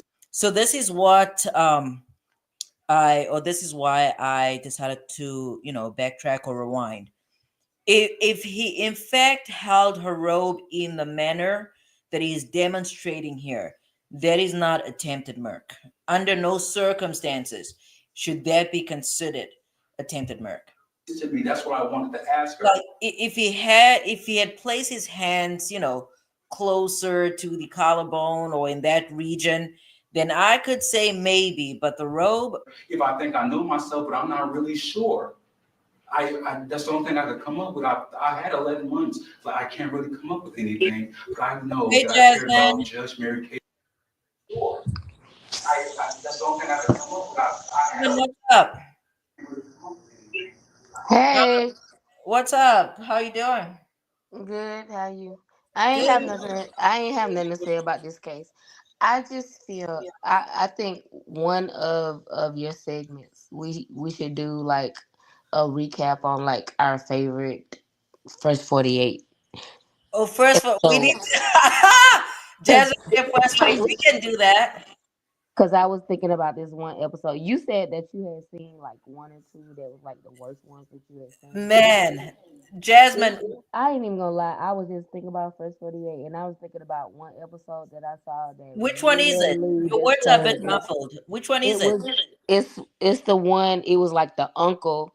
It was like it was like a whole bunch of kids was killed in the house. Kids and adults were killed in the house, and I think like two of the children had survived, but one of them was able to, come to and tell the detectives that it was the uncle that did it, and the uncle was the one he was helping search for the killers and all of that. It was so crazy. Like Yeah. the uncle came in, he killed like it was like five adults, and it was like well, maybe it was less than that, but it was a lot of it was a lot of children in the house. It was a lot of adults in the house. Mm. But the uncle was actually helping them search for the killer, and the Which uncle was the city? killer. I cannot remember. It wasn't Atlanta. Okay. I'm gonna find it because that was like one of the most disturbing cases to me, Yeah, that and it definitely was, and disturbing. then it was one in Atlanta that was disturbing to me. Yeah. With I think Quinn and Vasquez was on that one when Jerome remembers that episode. yeah, that one was crazy.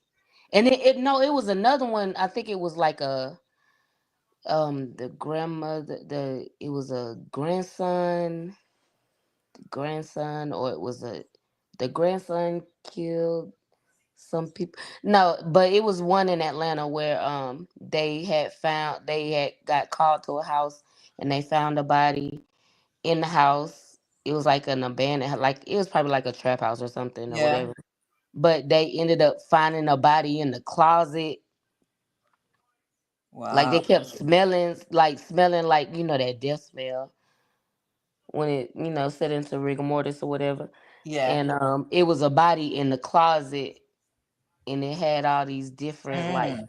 big signs on the walls and stuff like that. But no, that was probably the most disturbing one I had ever seen though. When that man and these were his family members. Yeah. These were his family members, and he shot up the house and shot the children like they were young children, and was actually helping search for the children. Right. And then I think at one point, like he had went to the house or went to a house and said that somebody was trying to get him, or somebody had broken to the house. It was something crazy. Yeah. I gotta find what city that was in. I think it might have been, Miami? dang, it could have been Memphis, or it could have been, it might have been. I'm gonna look it up because Okay. I remember I would never forget the episode. But I know you like First 48, so we I should love like do a 448. one night. We should do like a recap on like I think let's do our Saturday. favorite First Let's do 48 Friday. episode.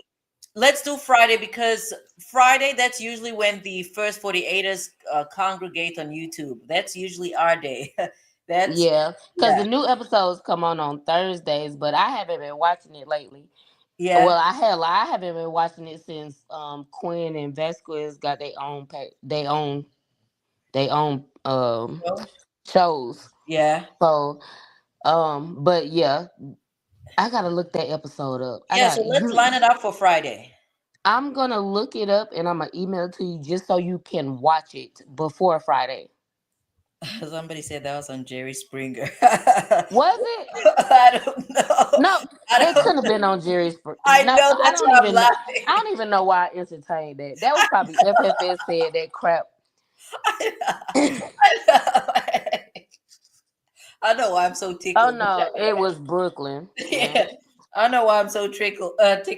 What happened to Jerome? I just had Jerome up there. But that episode that I was talking about, though, that's the episode that will make me not want to go to Louisville. Like, whenever you hear Louisville, Kentucky. No, you know what city is always on First 48? Yeah. Oh, what city is it? It's oh my God. Oh, it's one city that is always on What, First New 48. Orleans? And something, no. It's a white city. Louisville. Like predominantly white. Find that Oh episode. my God. I bet you FFS know. I bet you he know. It's one particular city I think I that know is what you're talking about. always it's always on there, no matter what. Like at this point, like they got the highest death rate at this point. I think I know what you're talking about. I know I sent that episode to Oh my God. friends. I know what you're talking about. Now I have to It's one find that. city that's on there more than any other city. Right. Let me find.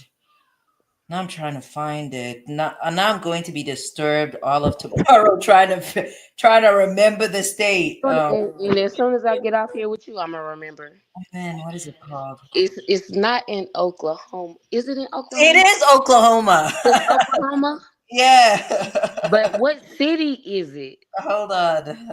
It is. I even think this episode that I'm talking about. I think it's an Oklahoma. I just cannot remember what it was called. But these people were like on the roof, and they had a lot going on. Tulsa. There we go. Tulsa. Yeah. Tulsa is Yeah. always on first 48. Yeah. Tulsa, That's it. Oklahoma. That Tulsa. is it. That is Oh it. my God. Tulsa is always on there. Yeah, and Always. that crazy episode is also it's a Tulsa episode. So And I think I yeah. saw a crazy episode on there too where it was a the boyfriend and he had a girlfriend and the best friend killed the girlfriend. What? Um they was in they was it was like a real they stayed in trailer parks or something. But the I don't even know if that was on First 48. That might have been on something else. I Oh. watch a lot of them. I watch a lot of them kind of shows or whatever. Yeah, But yeah, yeah, Tulsa is always on there all yeah. the time. Tulsa, Oklahoma. That's Me and it. my boyfriend be like, God dang, Tulsa again. Yeah, I'm definitely staying away from. I'm staying away from Yeah, that's that. somewhere I'll never go. You ain't gotta never worry about it. That's like the murder capital of the world now. There's too much At going this on. point, Tulsa go crazy. Yeah. But Yeah, yeah, I think we should dedicate one night to first 48 episodes. yeah. Let's do it. Let's do it on Friday because on Fridays that's usually when they congregate. That's when they Hmm. congregate. And I've realized I'm past my bedtime, you guys. So, Yeah. Jerome, I'm But sorry. when I'm gonna find that episode and I'm gonna email it to you. All right, let me quickly go here. Let me go to Gmail because Real Thing sent me an email earlier. Let's. Where's my Gmail? Yeah, Real Thing sent me an email. It was about. Damn, I cannot see. I cannot see. Hold on, I need to zoom into this because I cannot make it work. Okay. Okay. So the email that I got from Real Thing, it's about Kayla Bumpus filing an emergency motion for bond. And then she's Yeah. saying For that, Yak and Shannon. yeah. So she's saying that there's an attorney who provided an informative update on Diamante Kendrick. So I guess we can dive into that tomorrow. And then, yeah, I that's probably what I should have gotten into, but okay, I see this attorney. So it's E Esquired. So Esquired.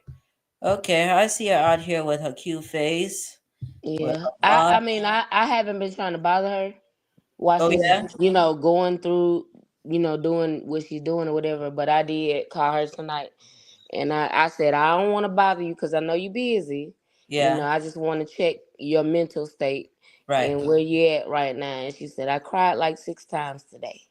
So she's Oh, she cried? Why? yeah, she's just it's a stressful process, Right. but at the same time, like all these naysayers saying that she's a bad attorney and she's this and she's that. No, Mrs. is putting in work. Right. Yeah, well, I hope, I wish Kayla the best. But then again, that's the part of me that could not understand the entering into the marriage just because Oh, she loved the man she wanted to get married. Let's just leave it at that. I know. And when he get I out, he know, I moving in know. Texas. Here's the thing, Jasmine. I don't understand love like that. So Oh, that's well. why. I don't Well, understand. I don't you understand. know, love is love, and So, she's happy with what she got going on. And hey, I I I don't mean, know. if It's she like it, difficult. I love it. And at the end of the day, like I told her, like she said that her mom and gave her hell about it, Oh, really? and well, not even really gave her hell, but you know, her mom is a pastor, so Sorry. it's Shout out like to Diggy. Shout out to Diggy. Shout out to Diggy. Shout out to Diggy. Shout out to with Diggy. I just Diggy, had to. Diggy up here, or Yeah, so Diggy said that her son's armed robbery charges are dropped. So that is fantastic. I'm happy to hear that. I'm happy to hear that. I'm happy to who? hear that. Oh yes, Lord, Yeah. yes, Shout out to you. I'm so happy for you. I'm happy for you and yes. your son. I'm I know she happy. crying real good tears. Right. Right. Yeah, I had to, read that before never you see did you see this? So apparently tell KB if her and SB don't work out, Diggy will marry her. No, I think it's the other one that go that way, Which Diggy. one? Oh, Taisha. Brooklyn, my email is I want a real lawyer at gmail.com. I'm gonna put it in here. I But want yeah, a real me and cousin, we've already talked about it, and she's staying off of social media for real lawyer. Okay. until he he comes home. That's an old picture of me and her on my thing. That's like I from cannot, years well, ago. I cannot see. But that does look That's like Sheila. that was before it work. Oh, But yeah, that's me and her years ago okay, all at right, a Big at a Tazo. family reunion. All right, all But right, yeah, Big Tazo. she's focused. She's focused. I just had to check her temperature and check her mental state, Right, and that was my main focus. I didn't want to get into none of the social media thing. I just wanted to let her know, hey, I'm thinking about you. What your right. mental sitting on? She's like, I'm stressed. I'm stressed. I mean, that's But why I'm saying that's why I didn't understand the marriage, but I guess some people do choose I to don't. over other What's things. wrong with the marriage? There's nothing wrong with it. There's nothing wrong with it. But my thing is, why would you voluntarily put yourself in such a position? That's what did not make sense to me. But I mean, like I said, attorneys have gone on to marry criminal defendants before. Not while they were incarcerated, though. I've not seen that one. But Yeah. not while they're I don't incarcerated. know. Love make you do crazy things. I And you know. said that you're not an advocate for love for real. No, I'm not saying that I'm not an advocate, but I am the type of person.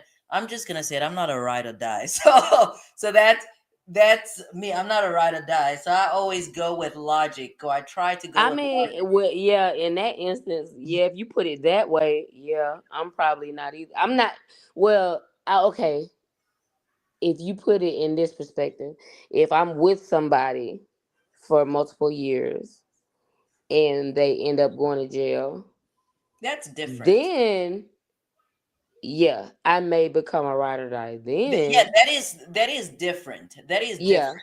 yeah, But I understand what you're saying. yeah, I that is understand what you. different. But But I I'm was the saying one to always say I I was the one to always say even if we've been together and you go to jail, look, I'm not her. I'm not that girl. But I've been put in that position and obviously I am that girl. For the right person. yeah, The right person that I know that's been there for me. I wouldn't want to leave them hanging. But yeah, just to marry somebody, yeah, no. And we wasn't in a relationship. We wasn't in a relationship before they went. Nah, that's yeah. no. This ain't no love and lockup shit. Yeah. No. I actually wanted to watch. Part of the reason when I started this show, I wanted or this YouTube, I wanted to start watching Love After Lockup or whatever, but I never got into it. Yeah, I'm just not that girl. I'm not that girl that's gonna write letters. I don't even know if people still write letters. But no, I'm not that girl. I'm not writing no letters. You need to put some money on them books, girl. Hey, Hey, look. Dang, you did not write your man? No, my boyfriend's in county. I'm definitely not writing no letters, but Girl. we talk all the time. We talk a million times a day, and he got commissary every week. Oh, okay, And okay, so Jasmine.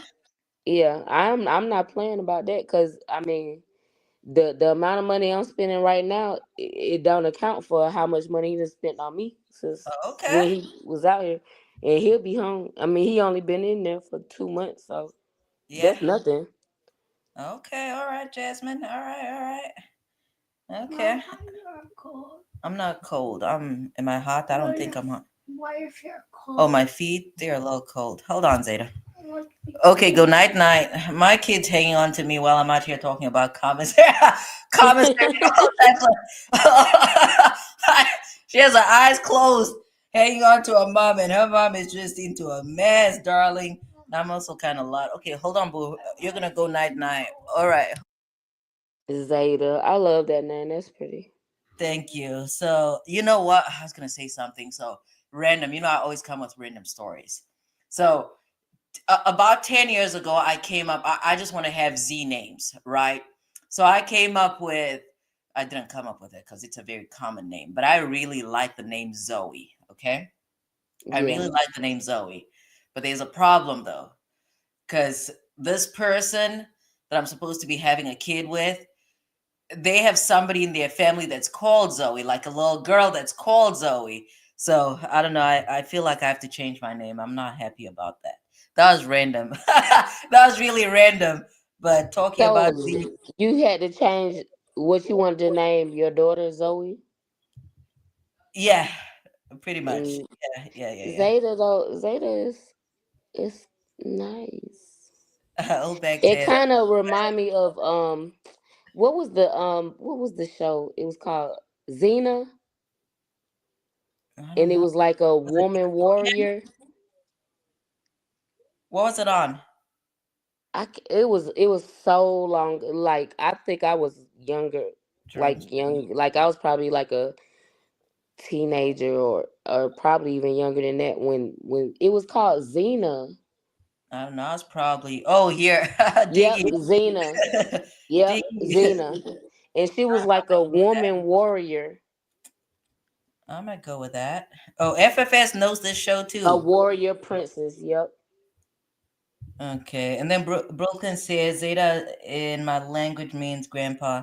Uh, well, we have little grandpa. We have little grandpa laying next to me. Then, Just uh, look it up first before you just go into that. Look it up first. what's that, Xena? Yeah, look it Yeah, up that's first. a nice name. Zeta, no Zeta. Look it up before you just go with some anybody's what the name means. Just look into it. No, it's Arabic. I know what her name It's means. Arabic. Yeah. Does it mean that? No. It means the lucky or fortunate one. But Oh, okay, okay, okay. this came from it's the name went through a lot of transition. It's tied to some lady out of I think that lady was out of Columbia, Mississippi or something. So Oh, okay. yes, but I have met, I know it's so random. Now we're just talking about random things. So far, I have met two other people with Brooklyn, I need Brooklyn to start doing research before she posts stuff. what did she say? Like, I don't know, but whatever she be saying, it don't be no facts for real. But no, let me shut up. Look, good night, good night, good night, good night. I don't have any closing arguments, but look, Just trying to first run. 48. Let's just get into some episodes, but I'm gonna try to see that episode. You got to work tomorrow, so you'll probably get it tomorrow while you Okay, working or Obek whatever. said Zoloft Zillow's Zoloft is crazy though. Zoloft, Zillow, that's where you find the houses. Right, Zoloft is a Zillow. drug. I think Obek just said that to make us laugh. She always making us laugh. I love her. Yeah. But She anyways, can never make me not like her. yeah. Oh, bag. All right, I'm making a lot of noise. My kid's asleep, so I need to go iron my clothes.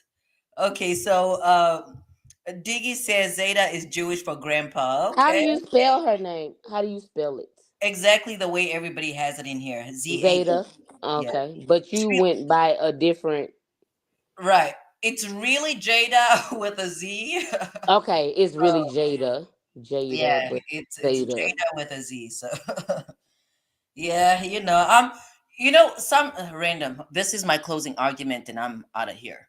There are a lot of people that dislike names such as I don't know Shataria, Quandarius, Shanquilla, I don't know, all these other, these names. I personally call them Martin Luther King names, okay? And the reason Mhm. why I call them that is because during that time, folks were always obviously moving away from all the biblical names, and they were basically making up their own names. And I'm one of those people. I just go out of my way to make up names. So Right. it Cause was. I know, like my name is like pretty flower. You know Oh, what I'm really? saying? Jasmine. It's Right. a Oh flower. my goodness. You know what I'm saying? Right. And All right. I'll get you water now. All right. I'm my gonna middle open this name MacBook. Yeah. is like my mom when she was in the military, she had a thing for Christian Dior. So Oh, she okay. wanted my middle name to be Dior, but Yeah. she thought it was too masculine. So It was to what? she thought it was a little masculine. Oh, Dior. really? Yeah, so my middle name is Diora. Oh, Dior. Oh, okay. All Yeah. right. All right. All right. All right. Creative parents. Creative parents. Yeah. FFS said, never mind. I'll not even read Yeah, that. because my mom doesn't even have a middle name. Like, I like that though. hmm I like not having a middle name, but I mean, I ended up um, giving yeah, my. I guess if we were a little older, Yeah. then maybe we would have been blessed without having middle names. Because nowadays people don't do that. They think Right. that it's just a obligation to give a child a middle name.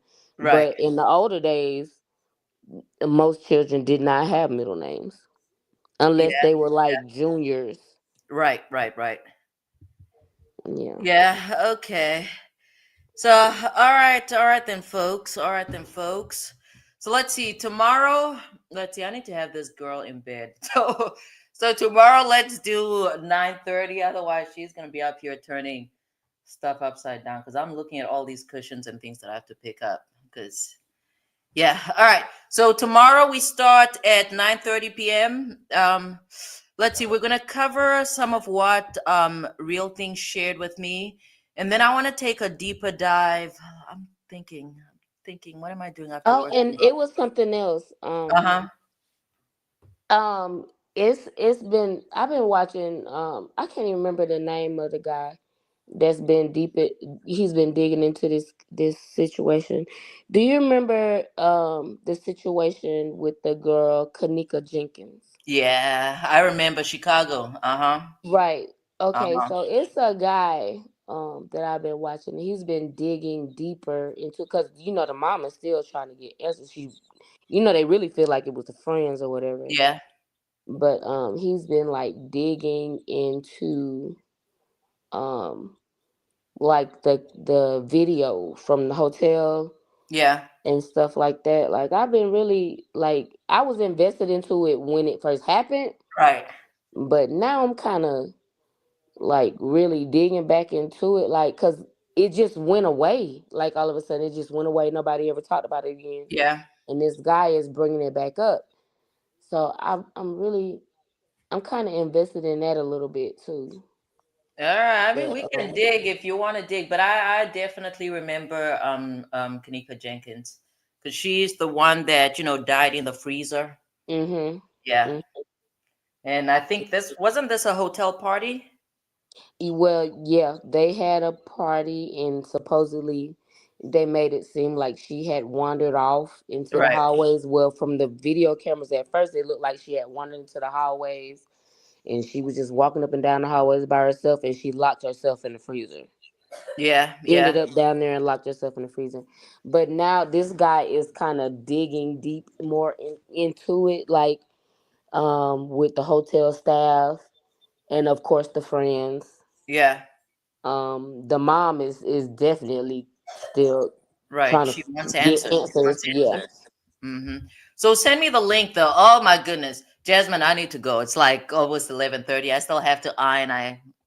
Oh, that's all I have to I do. cannot believe you still iron. I just don't understand. I am baby. I am baby. Like one thing about me, you're not gonna catch me out here with wrinkled clothes. Okay, I press my clothes. Put some starch on those clothes and iron. I press my clothes. No, I can't believe you do it yourself. Who else would do it for me? My kid? The cleaners. That's how you have people in your business. I don't want nobody in my business. So, okay, I I'm already coming figured through. out how to find you, but I'm gonna find you on my own, and then when I find out who you are, I'm gonna email you. Okay, but one thing about me, wherever you catch me, my clothes will be pressed. My clothes will be pressed. That's guaranteed. That's guaranteed. Okay. All right. I don't know what's going on here, but we're gonna call it a night. I'm ready to All call it a right. night. Thank you all for tuning in. Tomorrow, let's do 9:30 p.m. That's a good time. So 9:30 p.m. If there's anything you'd like us to discuss or talk about, send me an email. I want a real lawyer at gmail.com. All right. All right, Jasmine, thanks for hanging out with me. Jerome, thanks for coming up here. Everybody else, I'm not going to mention names because I don't want to forget anybody.